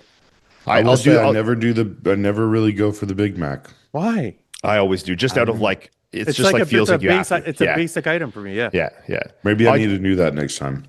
I do a Big Mac, 2 double cheese, and then like you said, rotate. And I always sometimes I'll toss like 1 chicken item to like make myself feel better. That's what I do. They're not all beef. Like I a put chicken big sandwich or a chicken wrap is like my 4th item because I'm like, I did something good here, It's something healthy. Yeah. Yeah. Ah, fuck. Well, listen, the reason it's McDonald's because it's always at least 4 sandwiches Yeah. and then baked goods. Yeah. I always got to get a couple muffins, couple apple pies. The apple pies are fucking amazing. Yeah. And then my wife orders the hotcakes. She never eats them, so I end up eating them. McDonald's is a place to go, man. See, I'm glad I finally got a McDonald's brother on here. You like Dude, the so filet o fish, Fouad? No shame. Never had a fillet of fish. Really? It's like what I moms haven't order, had one either. I think I have like 20 fucking years ago. I don't remember. Yeah, me neither. I think I gotta try it again. Used to McDonald's was my pre-workout meal when I was like 17, 18. Yeah. Running to the gym after work. I'd get 2 double cheeseburgers and a McChicken, then go crush the gym. I'm telling people that's how you get big, man. I had a prep. I can't remember what show it was. What, like a Vancouver a few years, like before I was like at my best years, where I was eating McDonald's post-workout every day of the week. Like up until 4 weeks out. Like I was doing it every single day post-workout. I do 1 Big Mac, 2 double cheese, an apple pie, and a large fry. And that's what's every single day. This is why we have so many small bodybuilders now, because they're all scared to fucking eat. They're out here eating chicken and rice every day, man. You gotta fucking put the fucking food down. That seems to be a consensus, though. The suffering in both off season and prep with some of the new ones, the youngins. Yeah. The suffering of an off season is tough. Like Jordan, you got pretty big in the off season as well this year. You mean when you say suffering, you mean getting fat, like getting dude. Some people be like, I just won't eat, dude. You have to force feed. You're the one that likes to get fat here, Fouad. Yeah. No. I will say I haven't force fed in a while. I never got fat. I can show you pictures at 300 pounds. I can show you pictures at 300 pounds, still with abs showing. That's you got to get a little chubby though. I got chubby. I'm proud of it. I think early on you have to get chubby. I believe in it. Yeah. No, I think the era of social media is hard for guys now. But I agree with what Jordan was saying earlier. I think that the bigger you get, the less necessary that is, and actually becomes like when I started making better progress, it was when I started staying lighter in my off seasons. It makes your prep easier, your body's functioning at a higher rate, like, you know, you're more comfortable, your sleep's better, like everything like that. But, you know, in the early years, I think in the early years, like there's got to be a decent amount of discomfort in those off seasons, and then you kind of earn the right to, you know, be a little more timid and more like, you know, focus on manipulation in the off season versus just like fucking hammering it in, you know. Look, I remember many off seasons where I was eating meals over the sink, there were a few that actually came all the way all the time. I'm like, what do I do now? I would throw it up, and then I would recook the meal and eat it again. Look, I'm in no way advocating for McDonald's get fat in the off season. I just think, I don't know, man. I think early on, the first 2, 3, 4 years of bodybuilding, I think that's the time when you have the most fucking fun. It's easy to put on muscle. It's easy to get big at that time. It's easy to get like cut fat. Like if you're doing a little gear, if you're doing it naturally, I don't know what I can't give you any advice, but if you're on a little bit of shit, years 1 through 4 are like, have structure, but also have some fucking fun. I mean, because when I started, I was natural. So my first show, 2015, was a dark tested show. Really? And I think I was like 183 on stage, maybe not super shredded, but when I first started training, I gained like 30 pounds in maybe 6 to 8 months, just beginner gains. Yeah. And it really was like McDonald's pre-workout, then go get some massive burrito post-workout.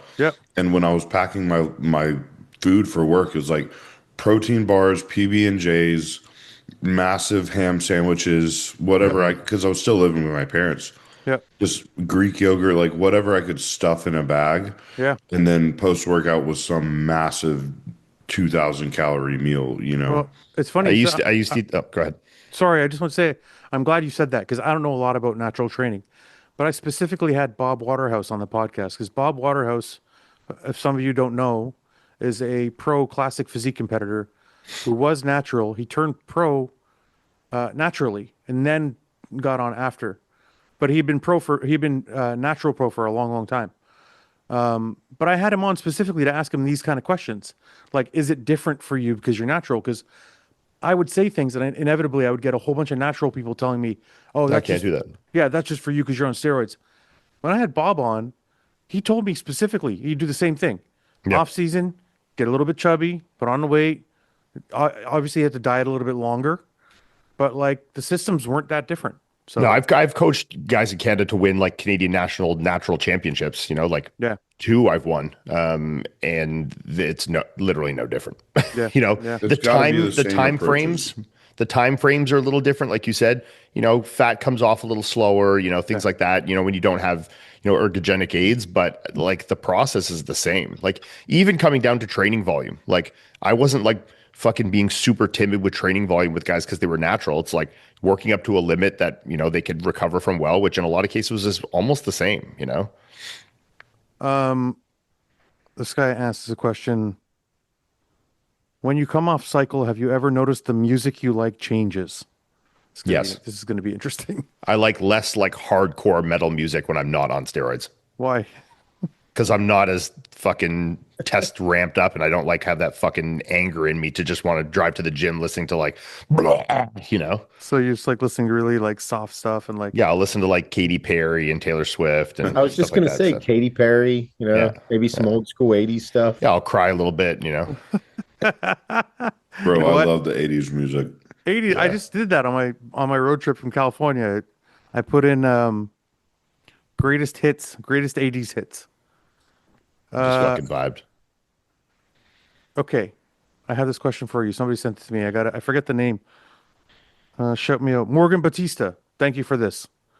Morgan Batista sent me this. I want to ask you guys. One of these meals you can love. Crazy at Cane's combo. Moki Pichu. What is that? Almost, yeah. The great mistake. Oh, wait, that's from that. The statue of Cookie. It's a cookie.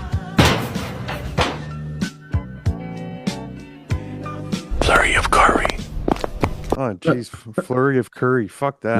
Not that one. I don't want to smell like that. Oh, The great sandwich tunes. I'm doing that right there. Fucking banging those out, no problem. All the mayonnaise. Sausage fest. The fucking That's beer. Ian. That might be the easiest. The beer would be fucking hard. Over spam. Oh, no, gosh. That's salt? Or not. You're on death row. If you finish one of these meals, you can. And there's no time. There's no time limit. You just gotta like finish it in a sitting. I don't know. I guess it's Yeah. in one You're on setting. death row. If you finish one of these meals, you can. Crazy Akim's combo. Yeah. Okay. Fuck. What do you guys think? That's so I'm fucking easy. them fried chicken fingers up. I think the sandwiches or the cookie or maybe the mochi would probably be the easiest. Bro, I the think- Statue of Liberty cookie would be so easy. Yeah, that would probably be the easiest. Yeah. There's like 15 glasses of milk with that. Yeah, but that would be nice with that. But like, think of the sausages, man. You had to drink like fucking 15 pints of beer. That's fucking so hard. That's so much like gas. You The know. Statue of Liberty looked pretty small compared to everything else. Yeah. Yeah. I think the Yeah, that hot. wouldn't be I too think bad. technically the hot dogs is probably the easiest to. But the beer, I it was a don't know, lot of man. beer, man. That was like 10 liters of beer with that. That's a lot of like fucking fizzy shit in your stomach. That's gonna be tough. If you just had to eat the food and it was equal, Yeah. But then, And like, wait. you're also going to be fucking blackout drunk from drinking fucking All that 6 beer, liters of beer, dude. Like, you're going to puke anyways. The spam, though. Yeah, the Look at these, spam would be guys, rough. these guys, nasty. these guys in the comment section are saying, "Give me the steaks." It's like 40, No, it's like absolutely not. 40 pounds of steak. That would be impossible. Yeah. I mean, Raisin Cane's is awesome. This might be not that bad. Like, I don't think volume wise, this would What be. is this? It's kind of like an ice creamy thing, isn't it? Like, Oh, they're kind of dude, they're fucking like delicious, doughy though. ice cream. Like, Look, yeah. honestly, look how good this looks. With the It mashed looks potatoes. amazing, but that would be Bro, so hard. that Dude. would Look at the be mashed hardest potatoes, thing to man. eat. This looks Imagine chewing all that steak. This would be the easiest by I far. think the cookie would probably be the easiest. Yeah. Yeah, this would be the easiest by far. Yeah. 100%. All right, so we all going cookie then? Yeah, I Yeah. think so. I'd eat that right now. Yeah, that'd be fucking good. Honestly, even just drinking milk right now sounds delicious. I don't know why. Yeah. Maybe I'm fucking thirsty. I don't know. Milk's gross, dude. I I love crushed milk. I crushed a liter of milk last night. Like we had the 2 liter of milk. That's Yep. sick. I love it. A liter love of milk. milk. I haven't drank milk. Oh no, I drank milk at the hospital. No, I You didn't had really. Fairlife? I didn't really drink milk at the hospital. I just made cereal. Yeah. Like I used it for my cereal. Yeah, it's awesome. Cereal's the best. Okay. Fouad and Ian, California riding with Canada weather or Canada riding with California weather? We're talking year round. Oh, Canada. I don't know. definitely take Canada riding with California weather because we have awesome riding here. And then if you had fucking good weather, that would be undefeated. Like the riding near where I live is fucking insane. I would take that all No, day. the riding where you live is not insane. No, like if you go up farther, like in place Ontario, it's fucking good, man. Yeah. It's not like California. You could definitely find spots that are pretty close. You're not if you going to want ride. to travel. You're not going to get anywhere like California unless you go to BC and start and ride the Rockies. I don't know. I mean, I think you could find some pretty decent spots for sure. Like maybe not quite as good, but yeah, I definitely wouldn't take California riding with Canada weather. That's like definitely not the move. You'd be fucked like 4 months out Yeah, of the year. and more than that, like 5 months of the year, 6. Yeah. When you we already asked that one. Top 5 kids cereals. Cinnamon Toast Crunch has to be one. Yeah. Cinnamon agree. Toast Crunch is up there. Fruity Yeah. Pebbles. Fruity Pebbles. Did you guys ever eat Trix cereal? Oh, yeah. I fucking love that shit. I was Akim, really wait. into- I want to know what's Akim. Akim's very quiet tonight. I want to know what Akim. Give me a cereal. I'm starting to fade. Definitely, probably Frosted Flakes. Maybe. Oh, I like Frosted Flakes. Yeah. Akim, if you're tired, you can head off, dude. It's all right. I'm serious. You're getting ready for the Olympia. Just go. No, it's fine. I'll finish. I'll finish. Okay. You don't I like to finish what I start for. listen for the record. Anybody competing can fuck off whenever they want. They can eat whenever they want. They can sleep on the podcast. I don't think give a that's fuck. You that's get a what it is. pillow. I gotta Just get my last meal in. Competing comes before everything. Yeah, Can I I know. put on my CPAP and nap? Is that okay? Yeah, just put it on and fucking. Okay. Who's your dark horse to break into the first call out at the Olympia? That's a good question. Man, that's hard.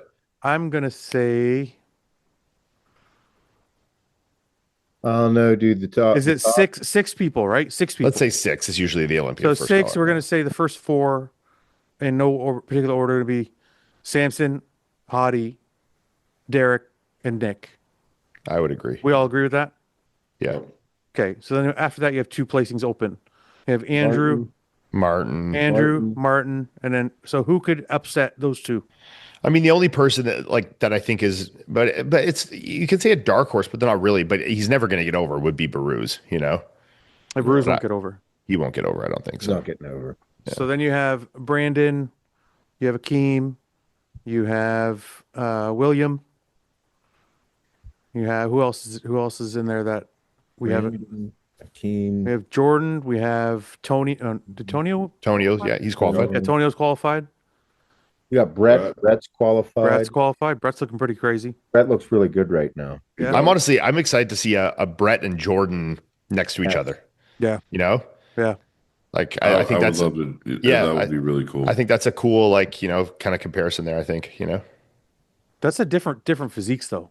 They are different, but I think it's like there's a lot of similarities but a lot of differences, and they're like, you know, kind of in the same place in their careers. Yeah, kind of same place in their careers. You know, Brett's a little older and a bit like been doing it a little longer. Yeah, but he's also been like, you know, just their dynamic with their training partner, like how he is with Justin, how he is with Martin. Like it's just kind of like the same, like, you know, kind of the same vibe to their like careers, you know, in a way right now, which I think would be big and cool. If you keep bobbing your head, I'm gonna start thinking you're fucking Indian.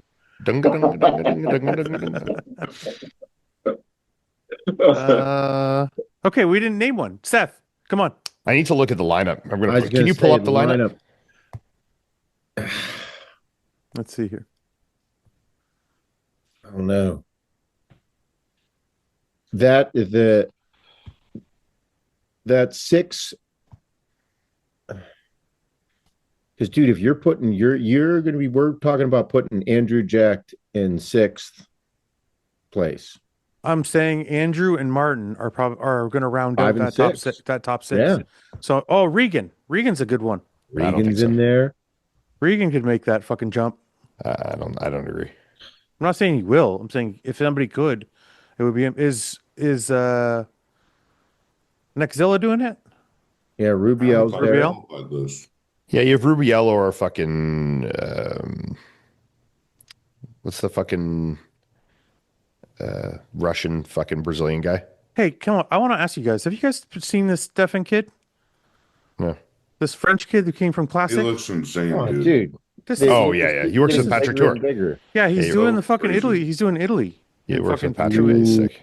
He's doing Italy. He's doing Italy in 2 weeks, man. Crazy growth. Boy. You don't see someone that bubbly have that much striated muscle. Yeah. And that dry. Like, is that the lighting in there? Because fuck me, man. That's like, I think that's the winner right there.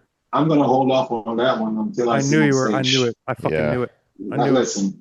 I've been fucked over too many times. I'm not listening to you anymore.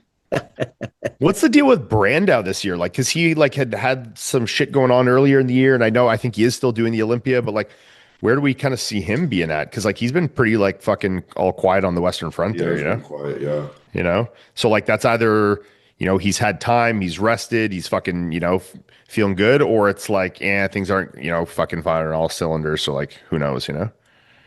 I don't know. We have to do this. Oh, we have a show. Yeah. We have me and we have Ian. We have, oh wait, where's Akim? Akim's at the top. Akim. We have Seth. And Jordan, do you want to be in here? Let's go. Okay. I'm down. Jordan. Create. All right. Okay. Small lineup. Where the fuck are the? That's a very small lineup. What happened here? You don't have it up for a second ago. Just refresh it and see if it. Akeem, Fouad, Ian, Jordan, Seth. There we go. There we go.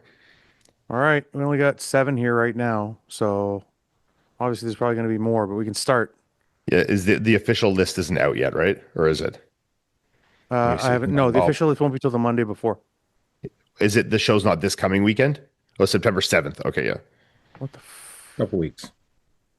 Okay, Akim, what you got? I'll probably. Shit. Oh wait, I gotta add Stefan. I don't think he's added here yet. Fuck. No, add him. Oh God, come on. No, not in player. He's a. I know. Come on. Yeah. Don't make me do this right now. I'm gonna have to create a new athlete because he's not even in here.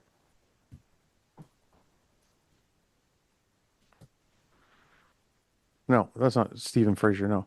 Okay. He's Stefan Matala. Okay, you guys talk about the Olympia for 2 seconds while I do this. Ian, take over. Well, I guess we didn't get an answer from Akim and Jordan. I mean, take yourselves out of the equation. Who do you see as, the next person that would be fighting with kind of Martin and Andrew Jack potentially? It's hard not seeing a list. Yeah, I've got the list here. Let me see. So we've got Brett, Raphael, Brandon Curry, Bonac, Good Vito, Regan, Tonio, Sasan, Baruz, we won't count. Telling you, it's Regan. Chen Long Shang, Rubiel, and then the two of you, and then Dorian Haywood after winning the Masters. Hey, dude, this is wild. It's a crazy Olympia. It's sick. Stacked. Yeah. So I don't know. What do you think, Akim? Top 6 as a dark horse, taking myself out, obviously, and then, I told you guys where I want to be. Bonac or Brett. Yeah, Bonac or Brett. I can't count on the previous Miss Olympia, Brandon Curry. Yeah, Curry's always hard to count. Yeah, but that's tough. That's not a dark horse. That's not a dark horse. What do you mean he's not a dark horse? He's not in the top 6. He's not in the top 6. It's a dark horse. No, it is a dark horse. It's a dark horse because nobody thinks he's gonna do that well. I'm gonna say Tonio, just to be different. Yeah, you guys he looked pretty dope at the show we did earlier. Yeah, I say Brandon. You know what? Tony. Yeah, Brandon obviously but yeah, I agree. It's kind of a dark horse, but kind of not because he has been lower, but he's also a Mr. Olympia. So it's what's the lowest he's been? 8th or 9th last year or something. Oh, really? Yeah. Are we talking about these people at their best? Well, we're talking about dark horse. Like who could show up and surprise it? I know what a dark horse is. I'm saying, are we talking about people at their best? Because if we're talking about people at their best, it's Regan. Regan will beat all of the people you named. Regan's still too weak from the front. I think from the back, he's as good as anybody. But I think from the front and side, I'm not even just saying. I'm not even in the chest. Yeah, I think. Look, I'm not even just glazing because they're here, but I think the odds of Jordan or Akim of beating Regan are just as high for sure. I forgot about Akim. I agree. Yeah. I think Akim could beat Regan. Yeah, Akim, maybe you're the dark horse. I mean, he's been 6th, Yeah. But that's why he's not a dark horse. Exactly. That's it. Okay, let's move on. Predictions. Okay, Akim, let's hit it. I hope we had this conversation and then Jordan ends up being the guy that does that. Can you pull up the list again? Can I pull up the list? It's right here. We'll see, bro. Oh, it's at that top. Okay, fine. You know what? I'm gonna go with my gut feeling this time. I'm gonna go put Mark Hector first. Mark Hector first. Oh, yeah. Bad call. Listen, I'm not listening to you anymore. I'm just joking. I love Mark Hector, by the way. Fuck you. And I think he's got a crazy physique. Does he have any updates that we can see? Let's take a look. Not Mark that I haven't seen any. I do follow him. So Mark Hector, what you been up to, brother? I didn't see any. Yeah, no. Oh, what's that? This is probably the most recent. He looks good. Where is this? If his legs came back after his injury. What's that most muscular shot that's kind of like him with the shirt on or the pants on? Yeah, he's only posting pants on. Left. No, top left. This one? Yeah. It's a swipe through though. Right. Oh. Is this recent? Look at his just under 3 weeks out. Freaky body parts. Yeah, he's got some crazy ass delts on him. Holy Look fucking. at those delts. Yeah, that's crazy. But I'm picking him to win again, too. he's in pants a lot of these shots. Yeah, I'm a little worried about Yeah. them legs. Okay. Who next to keep? Quentin's second. Quentin. Second. Okay. Sergio third. Okay. I'm gonna go with Theo in fourth. Who? Theo? Yeah. Okay.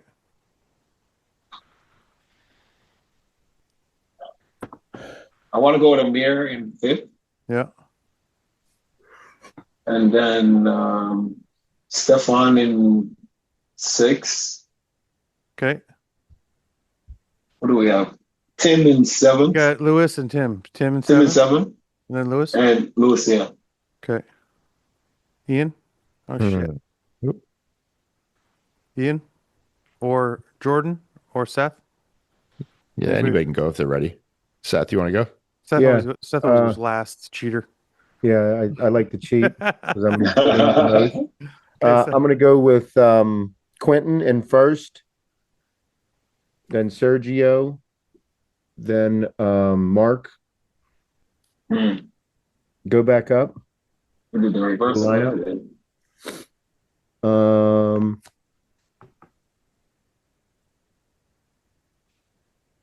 I'll go Tim, Theo.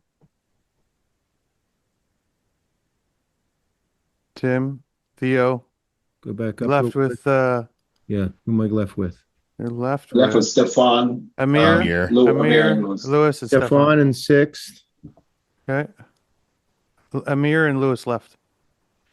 Amir and then Lewis, which is Amir. fucking crazy. It's hard to think of either of those guys being that low, but it's like who else? Crazy to put them that low. I gotta take a look at this fucking guy again, man. I don't. Who? Yeah, is there more than just a most muscular? Because like, I'd love to see his back. You can hide a lot. Don't do it. I'm telling you. Look how good this looks, though. Yeah, that's on social media. Yeah, I'd love to see him next to somebody I else. want to see him on stage. That's on social media. Structure is going to be small. Yeah, that's what I feel that's like. Fucking pretty impressive, man. Come on. I can't. That's on social media, man. Wait. Shoulders are good from the back. Back is a little weak. Where do you think conditioning's at here? For this was how many? A week ago, so he's what, 3 weeks out or something? Yeah, it's not. Yeah, I mean, we got time to move around the picks, but I don't know if I put Lewis Reed that. But I mean, I don't know if that conditioning lower body for me, from the back, man. Yeah, that's not good for 3 weeks out to me. You know, he's crazy, like his striations in his chest and things like that. But the glutes are a little soft looking to me. And a lot of these guys, like Tim, Amir, like they're gonna be fucking Lewis. These guys are gonna be so peeled, man. Amir was peeled at Texas. Yeah, and Lewis gets like that too. So and so does Tim. So it's How's Theo look? I haven't seen Theo. He hasn't posted much. Yeah.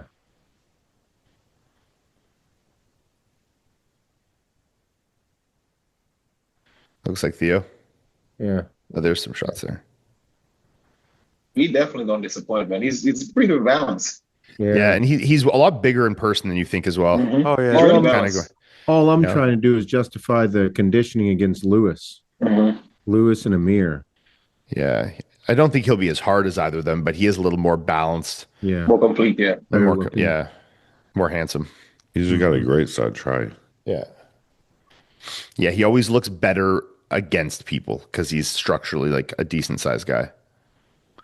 Yeah, but the back is still kind of weak. Put And Stefan at the bottom for me, Fouad, and move those other guys up. Stefan last. Yeah. Wow. Yeah.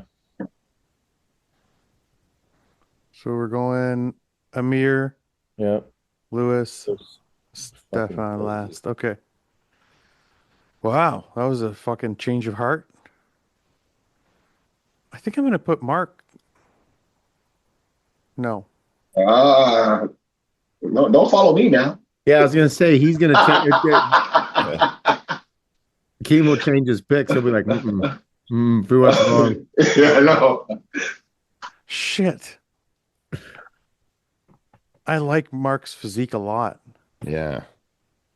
I really want to see Sergio. Yeah, how do you guys think So much Sergio's better. looking? He's been posting quite a bit. You want to pull him up, Fouad? Sergio's looks pretty good, man. Really want to see him do well. Last couple shots like these, like this is actually pretty impressive for him. Yeah, it's not bad.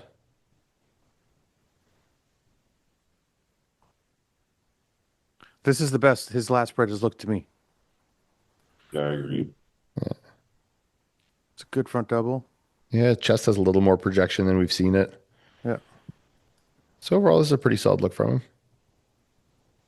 I don't know if it's better than Quint or Mark though. Yeah, No, I don't think so. Mark's on right now. Looks really good. Let's take a look at. Oh, we already looked at Mark. Has Quint's- Lewis posted anything? I think he did actually. Glad to see Lewis getting back on stage. He was in that bad car wreck. Yeah, he was. Yeah. fucking shredded as usual. So that's like an AM, or PM to AM. Yeah. Yeah. Yeah, He's a fucking freak. fucking freak. He was telling me about how much he has to eat. He's to just get on one of those stage guys to that, fill yeah. up. He was having like steak and shake so many times. God, Get look out at- of here. Look at the He density, was though. no, he was crushing steak and shake burgers or something like that. Okay. Let's go quick. So dense. Jordan, go ahead. All right, Quentin, Yep. Mark. Yep. Can I see the list one more time? Yep. Right here or here.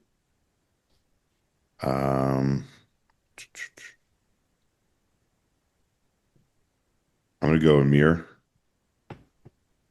Amir, Sergio, Sergio,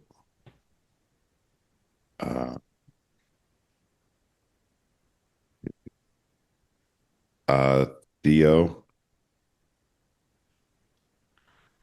Theo. Okay. Lewis, Lewis, you're left with Tim and Stefan. yep, Tim, then Stefan. Okay. Fuck this. I'm just gonna go Quint. I'm gonna go Tim. Sergio.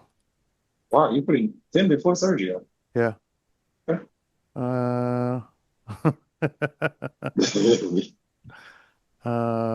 Amir. Theo. Breed.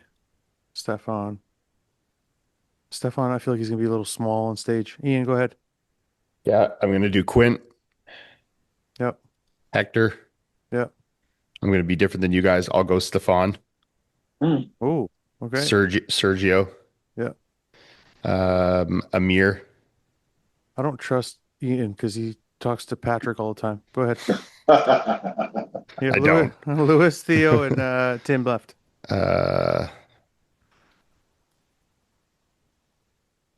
Theo. Theo, Lewis, and Tim. Tim. Wow. You guys got, what am I seeing here that I'm, what do you guys, Tim's good, man. What the Yeah, but I fuck? think I actually looked back because I I was at Tampa with both those guys. I love Tim, and he's an awesome dude, and I love his physique. It just like depends on if he's on or not. Yeah. Lewis did beat him by a few placements at Yeah. Tampa last year. Did he really?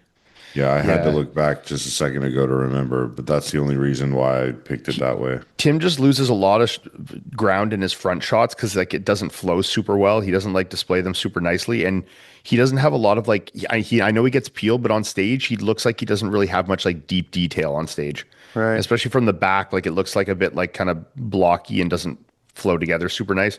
I love his conditioning, and I think he's got some good shots, but I think he's and he's a little narrow, like you can see. So I think with some of these guys, I think he'll have a tough time. He looks freaky. I mean, he really yeah. does, especially in person. Yeah. But Uh, Yeah. Fuck it. Who knows? fuck. I do think he was off last year at Tampa Pro, though, where Yeah. Lewis placed past him. Fuck me. Oh man, I think Tim's gonna do well. Stick to your guns, Fouad. I'm just gonna go like this. I hope he does. I loved him. I'll just do this. That's good. I'm gonna stay there. Okay. Couple questions and we'll go. Akim, you want to go now? No, go ahead. I'm good. Team's hungry. Okay. Yeah, you can see it's not faded. Akim's like, I'm gonna die.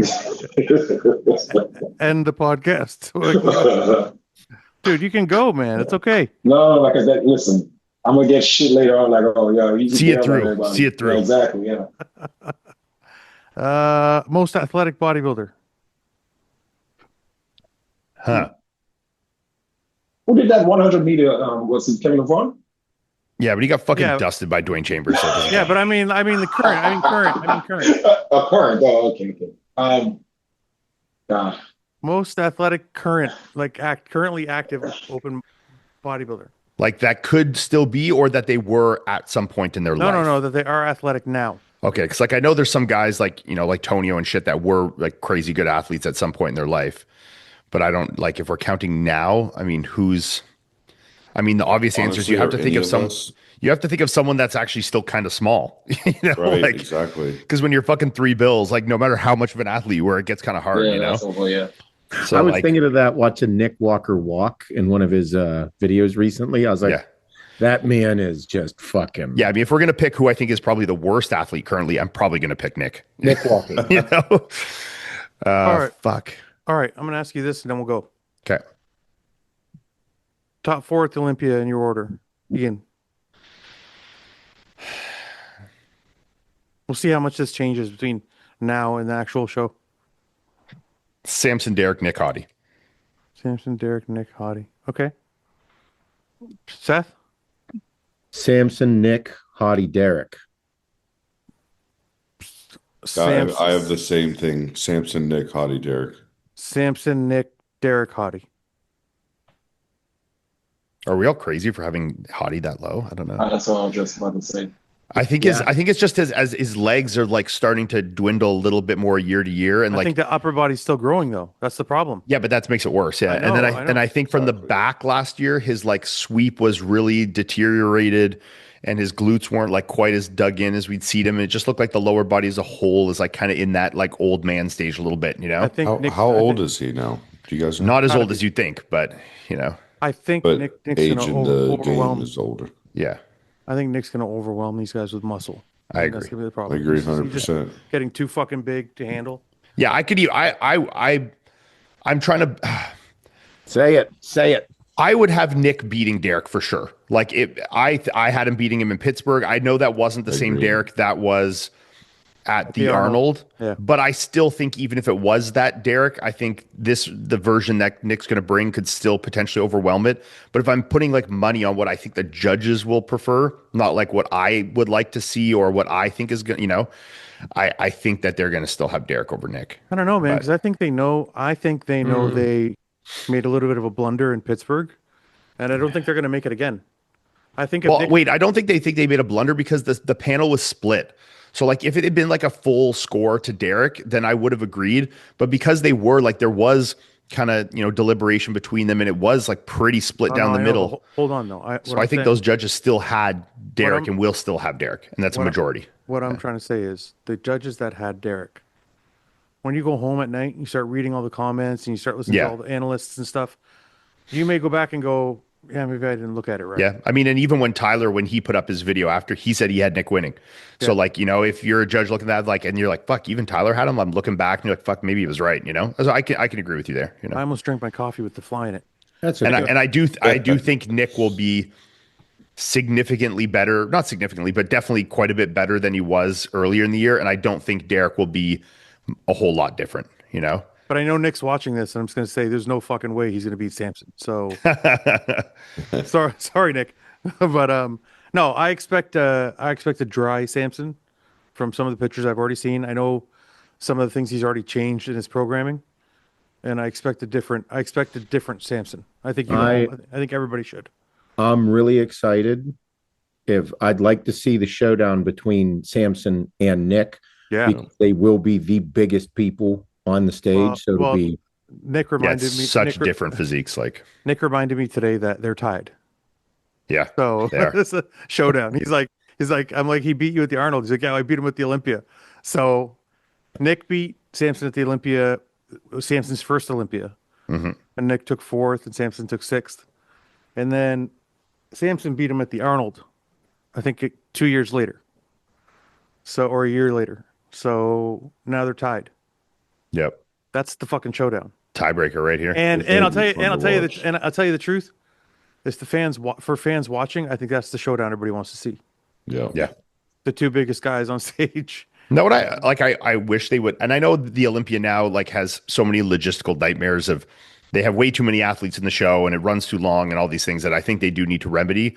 So I know it's more difficult to do these things than they used to do, but like doing those just like fun 2-man call outs like they used to do. You know, like having like Lou Ferrigno and like one of those fucking short little guys, or like, you know, just like give the fans like interesting call outs. Like even if they have Nick in 4th, like let's see a Nick and Samson just to see the comparisons. Like let's see some cool fucking, you know, I just to see like you're saying all that because you're not on stage, huh? Yeah, exactly. Yeah. Yeah, but hey, no, it's almost worse because I got to sit in the crowd and watch 6 hours of that bullshit. No, but you got to think but wait a minute, you guys got to think for the guys that are out of the top 5. It's giving you more opportunity. That's a fun thing, man. Like if what, you know, if Jordan in his first Olympia gets to, you know, stand next to some of these guys that have been in like the top 8 before, and they're like, oh shit, you know, this guy looks pretty good up to here. Right. Fuck, maybe we can, you know, yeah, exactly. Like I think that's an opportunity for guys, you know. 100%. But no, if I was competing in the show and it now takes fucking 4 hours instead of fucking, exactly. I'm not for that. But I think this is a whole different discussion. But I do think they really need to fix what they're doing in terms of the qualification for not men's open, I think, because there's so few shows, but I think for classic bikini men's physique, having 70 plus athletes is like completely unacceptable at that level of competitive competition. That's the one thing is that the timing on stage. I'm already thinking about like, what are we going to do about timing my meals for finals? Be prepared for it to be definitely later than you expect it to be. You know, listen, we got 5 minutes. We're going to rapid fire these, and then we're going to go so Akim can go to sleep. Okay. Yeah. Food. Okay. Would you rather always have some snot hanging from your nose or always smell bad? Oh, I'd smell bad. Yeah, smell bad. Smell bad. How bad? No. Like a little BO, or are we going like full fucking like? You smell like shit. Full. Like it's one of those smells where like for the rest of that person's life, they're like, Iain fucking smells like full Indian at the gym with no deodorant. Like for the rest of the person's life that met you, everybody they talk to, they're like, Iain smells like shit. Yeah, but if you got snot hanging from that's like everyone's seeing that, you know. No one's gonna, but think about wipe it off, man. Seth. Think about this. If I walk up to you, meet for the first time, you got snot hanging. I'm gonna be like, it's not hanging. I forget about it like the next day. Yeah, but then you're gonna see him another time, still snot hanging. Another time, still snot hanging. No, it's not every time. Yes, it is. You always have snot hanging. Yeah, you either always have snot hanging or you. So it's like you're gonna meet me 5 times, and you're gonna be like, this guy always has fucking snot hanging. What the fuck is wrong with this guy? Is he insane? Yeah, but you're always gonna smell like shit. Yeah, but like, can I just put on enough clothes to like hide my body odor? You know? No. Well, yeah, but also, how bad is the snot hanging? Is it like you have a slight cold and it's a little running down here, or is it full on like nasty? No way, man. Just as bad as you stink. I'm taking the snot. I'm taking the stink. Because you know what? People feel bad for people that have like something that like they'll go up to you. They'll go up to you and they'll be like, "Hey, man, you got some like shit right here." But if you smell like shit, like nobody wants to stand around you. They're not gonna they're not gonna tell you smell like shit. They're gonna tell everybody else you smell like shit. Yeah. I would probably take the snot too. They both suck, but I don't know. All right. Moving on. Fouad and Seth, will you guys ever do a cross-brand supplement or clothing collab? I think it would be super cool, and fans of both brands would love it. HOSSTILE, Seth, Cuts, or something like that. One day, right, Seth? Yeah, we talked about maybe it. in Detroit. Maybe in Detroit. We talked about it in Detroit. Is it better to win a show than try and build a following, or should you try and have a following regardless of placing? Well, this is like if you want to have a career in bodybuilding. Well, they kind of go together. If you win a show, you're probably going to have a following. Yeah, I think you should establish it with like credibility first, and then try and build it from there. I think you have like good credentials. Yeah, I think you have to say what you want. Like if you're only bodybuilding because you want to have a following, then it's the wrong reason. Well, yeah, and I guess it's like, if you're only doing it, like if you're talking about what do you think is more advantageous for making money, then I think, having a big following in the long run is going to be more advantageous. But if you're, it depends, you know. What about somebody like Samson who had a following first before he competed? Well, he doesn't even need to What about him? I'm just saying he did it the opposite way. He didn't compete first. No. What I'm saying is I'm just making one small caveat. Mm-hmm. If you're competing to gain a following, then don't compete, because you can gain a following without doing all that shit. That's all I'm saying. Like Sam. Yeah. If your goal is to gain a following, there's ways to do it without putting yourself through fucking hell, right? Yeah, true. So that's all the caveat I was trying to say. Yeah, I agree. Thumb up his or her ass. What? Like my thumb up her ass or her thumb up mine? I guess that's all it says is thumb up his or her. Akim, you're up. I know how much you love these questions. I'm gonna pass on this one. Black guys hate this shit, eh? Yeah. Hold on. I'm pulling the black card. You get the black card. I'm pulling the black card. Every black guy ever had on this podcast has an aversion to ass comments. Yeah. There's no reason they don't want to talk about anything to do with their ass. Like shit and fucking stuff up their ass. And Seth, I'll ask you, thumb up his ass or hers? Oh, I'm going with her. I'm in it. Ian's gonna go reverse for sure. I mean, I'm not. I have no aversion to either. You know. Yeah. Yeah, but if you had to pick one, then probably thumb up her ass. Yeah. Good times. Jordan. This is my first podcast pass. On this He's my first podcast card. I'm good. He's like, let me get a little more comfortable. Nobody should take your lifting advice if you can't bench at least X pounds with good form. Solve for X. I don't think that means shit. I don't think it means shit either. Okay. If you could have one mediocre superpower, what would it be? Mediocre superpower? Now we got to go through classifications. I want to race cars. I want to be the best race car driver. Is that a superpower though? I would just like on the street, not like mediocre. That's a mediocre. Yeah, like on the street. Like if me and Akim, like if Akim came to Windsor and we both had a car, we raced, I would kick his fucking ass. Would it be a mediocre superpower to like never need to sleep? Ooh, oh, that's a good one. That's a pretty that's good enough. Like it's not like that. It's not like that cool. Yeah, but it's like my life is doubled in length now. You know, like, I will fucking take that one as well. That is a killer. That's a good one. That's a good. Like one. you feel the same energy, a good level of energy all the time. You don't need to sleep. I would be able to drink coffee all day and not. Oh, it'd be great. It'd be fucking awesome. Yeah, it'd be the best. Yeah. I hate sleeping. Dude. Anybody else before we move on? I would be able to telepathically move things from the couch, so I don't have to get up. That's a good one. Like rice made. Yeah, and then give me the remote. Yeah, in my hand. Yeah, my wife. Whatever I forgot. Yeah, it's not full telepathy. It's just moving things, food, and from like convenience items from the kitchen or room to your. I get up from the couch so often. I'm like, if I could just have it be done. Yeah. Grab it, a meal. You need to like train like a fucking. You see those videos of dogs with like getting their guy's beer out of the fridge and shit. Yeah. You need to fucking get some dog trained to like get your shit for you. You know. I know, right? Great mediocre superpowers. Yeah. Okay. I mean, they're great. What's your Fouad? You didn't. Oh, yours is the car driving. Okay. Car driving. The more I thought about it when he was talking about getting off the couch, I was like, I don't have to piss ever again. Oh gosh, especially in prep. Yeah. You don't wake up to piss. You don't have to minutes. Driving. You never have to stop to piss. Sleeping. Oh yeah, that'd be nice. Yeah. Never piss again. That is a great superpower. That's actually pretty good. Yeah. Super gay son or slut daughter. Oh gosh, they're both horrible. It's so bad that these are equal. Yeah, I'm taking the slutty daughter. Sorry. I think I am. And like, look, I'm like the resident like gay expert here, but I'm still taking the. I think I'm taking the gay son. Wait, can I ask a question? Is he like? Okay, wait. But it said super. It did say super. Yeah, super gay son. If it's just like a normal gay, if it's not like a guy with like a, oh my god, and like, I was just gonna ask like what level of gay, and then I just remember it's super gay, bro. Yeah. Taking the whore. If it was a regular gay that like, and he still like maybe manly stuff, then that'd be fine. What are you gonna do with a slut daughter though, dude? Like you come into her bedroom, she's getting banged already. She say, "Hey, dad," like, what are you? You're fucking. That's just horrible. Stop going into her bedroom. Yeah. No, he loves this. He's like, this is a kids. horrible thing. Oh my god. No, I'm taking the slut daughter. I'm taking the gay son, 100%. Whoever asked that question, they 100%. definitely have a choice to make. She can cake it off her OnlyFans, and I'll just fucking steal money from her. Yeah, I probably would have to go to OnlyFans around too. Yeah. You guys are going to daughters too? Yeah, I think so. Yeah. All of you? Yeah.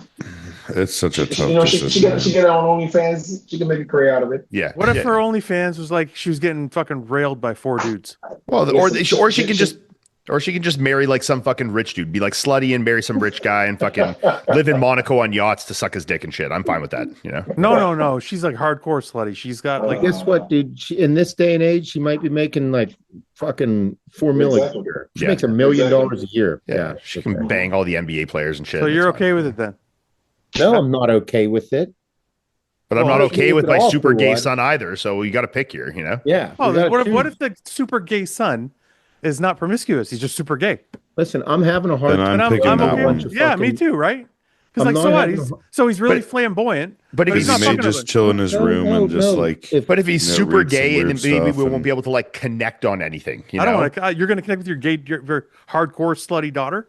No, but like she might still be like a pretty chill person, other than the fact that she likes dick a lot, you know? No, fuck that. I'm just gonna have a hard time going into the community of people that are created from today.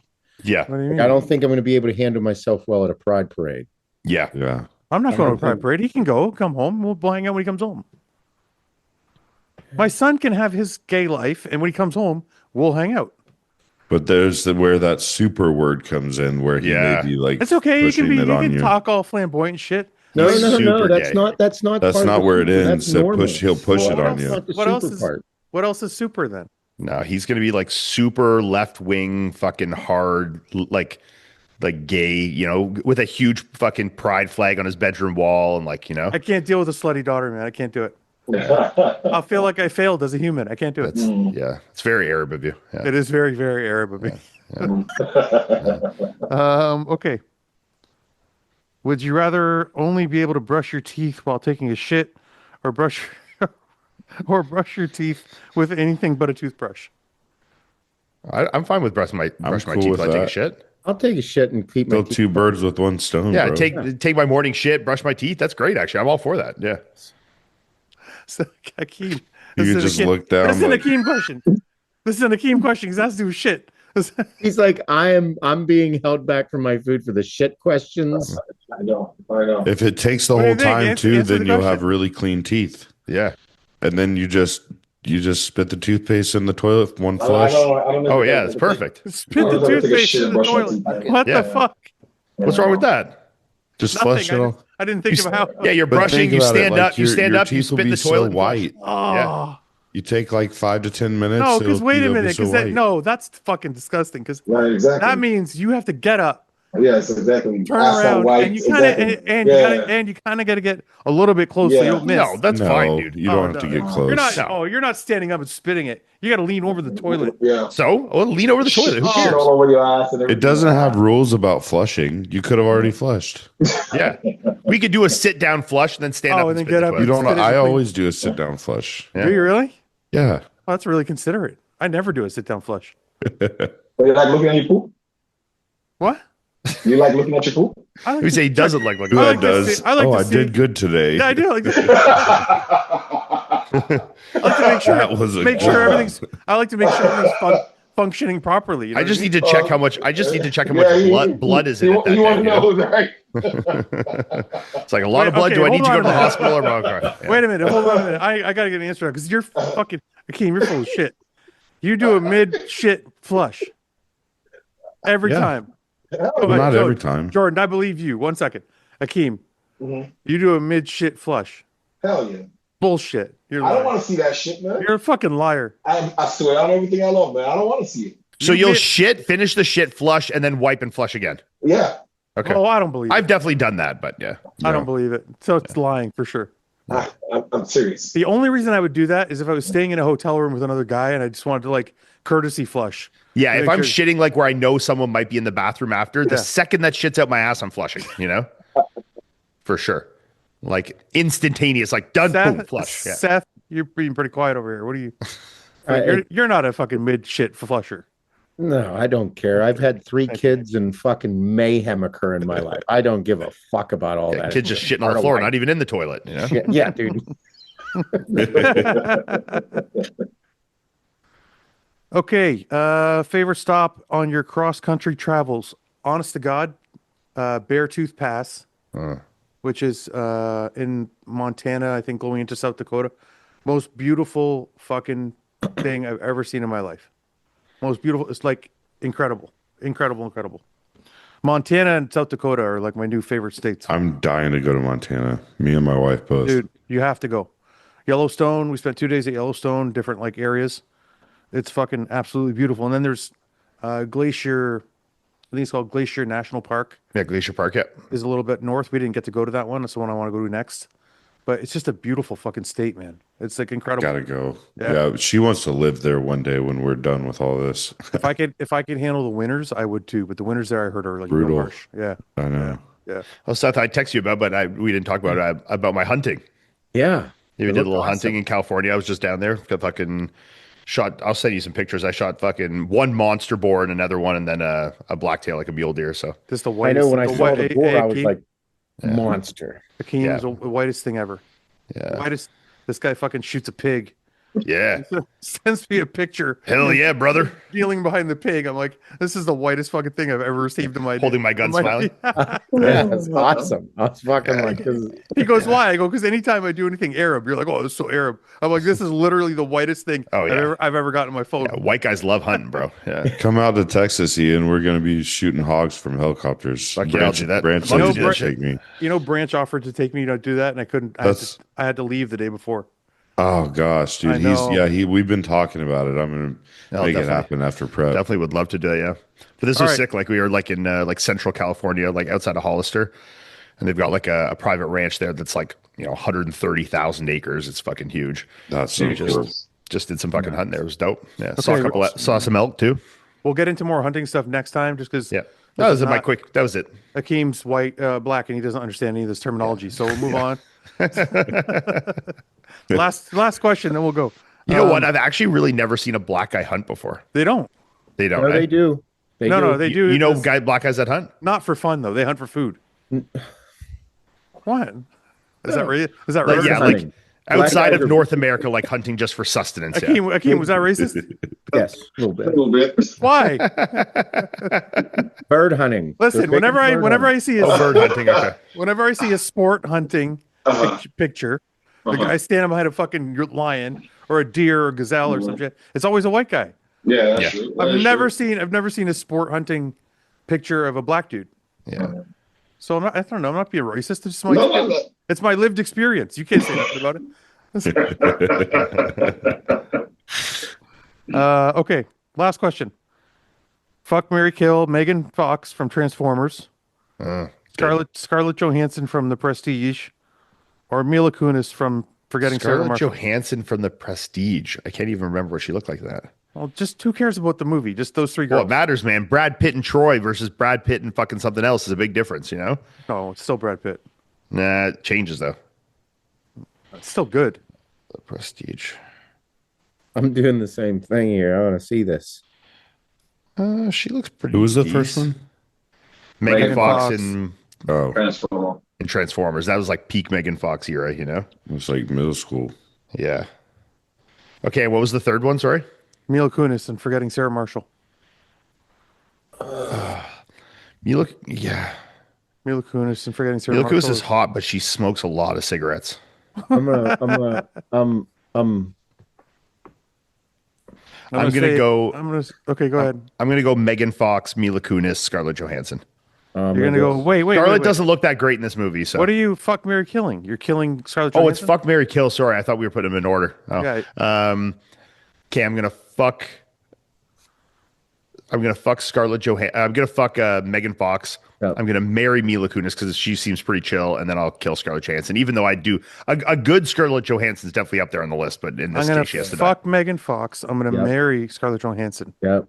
And I'm gonna kill Mila Kunis because Scarlett Johansson is gonna be wearing all this old school white shit. And I get to like this. You like that? This old school lingerie is hot. Yeah, a little role playing for you. Yep. I'm with you, Fouad. Plus, she's gonna change her hair in the morning, and she look. Yeah, I don't like this big fucking hair going on here. This is like not my vibe there. I like it. I'll play with that. I'll fuck around with that hair. That's all right. Okay, we're getting a little carried away now. Akim's got to go. Seth, lead us off with a prayer so we can all be cleansed of this podcast. Oh, jeez. Cleanse us of our sins, Seth. Yeah, end us with that one. All right. Everybody bow our heads. Yes, sir. I got to pull a little bit of Paul, dear leader. Okay. Again, thank you for bringing us together for another beautiful night here. Please continue to help us on all of our journeys and bless us with good fortune. Fouad with his recovery, Akim and Jordan with their training for the Olympia. Keep them healthy, keep them strong. And we thank you for the opportunities that we have in our life. Please continue to bless us and everybody watching. In your name, Jesus Christ, amen. Amen, brother. Quick before we go, Jordan, it's your first time on, and that's why it's a little different. Do you want to say anything before you go? Thank anybody? Well, I just appreciate you guys having me on. I mean, I've been a fan of every single one of you guys for a long time. That's cool. I was telling Justin today at the gym, I was like, bro, it's so funny. I remember being in my apartment a long time ago watching you and Luke on like the very first podcast. Such a fan of both of you guys. So I just appreciate the support from y'all and the positivity, coming into my career. Yeah. I definitely want to thank just like all my support, my sponsors, my Gasp family, my wife, everybody that supports me. I'm glad we got to talk about Chris and all the great things about him. I know he's probably going to get even more coaching applications after this, but he's really not taking anybody on. Yeah. But I'm just excited for my Olympia prep, man, and really thankful for the opportunity to be on here. Okay. Well, good luck, Jordan, and we'll see you again soon, hopefully. Yeah, absolutely. Akim, I'm going to let you go to sleep now. Yeah, all right. And, He's got a meal out, bro. Good night, boys. His eyes are shutting. See you, boys. Later. You guys, thank you.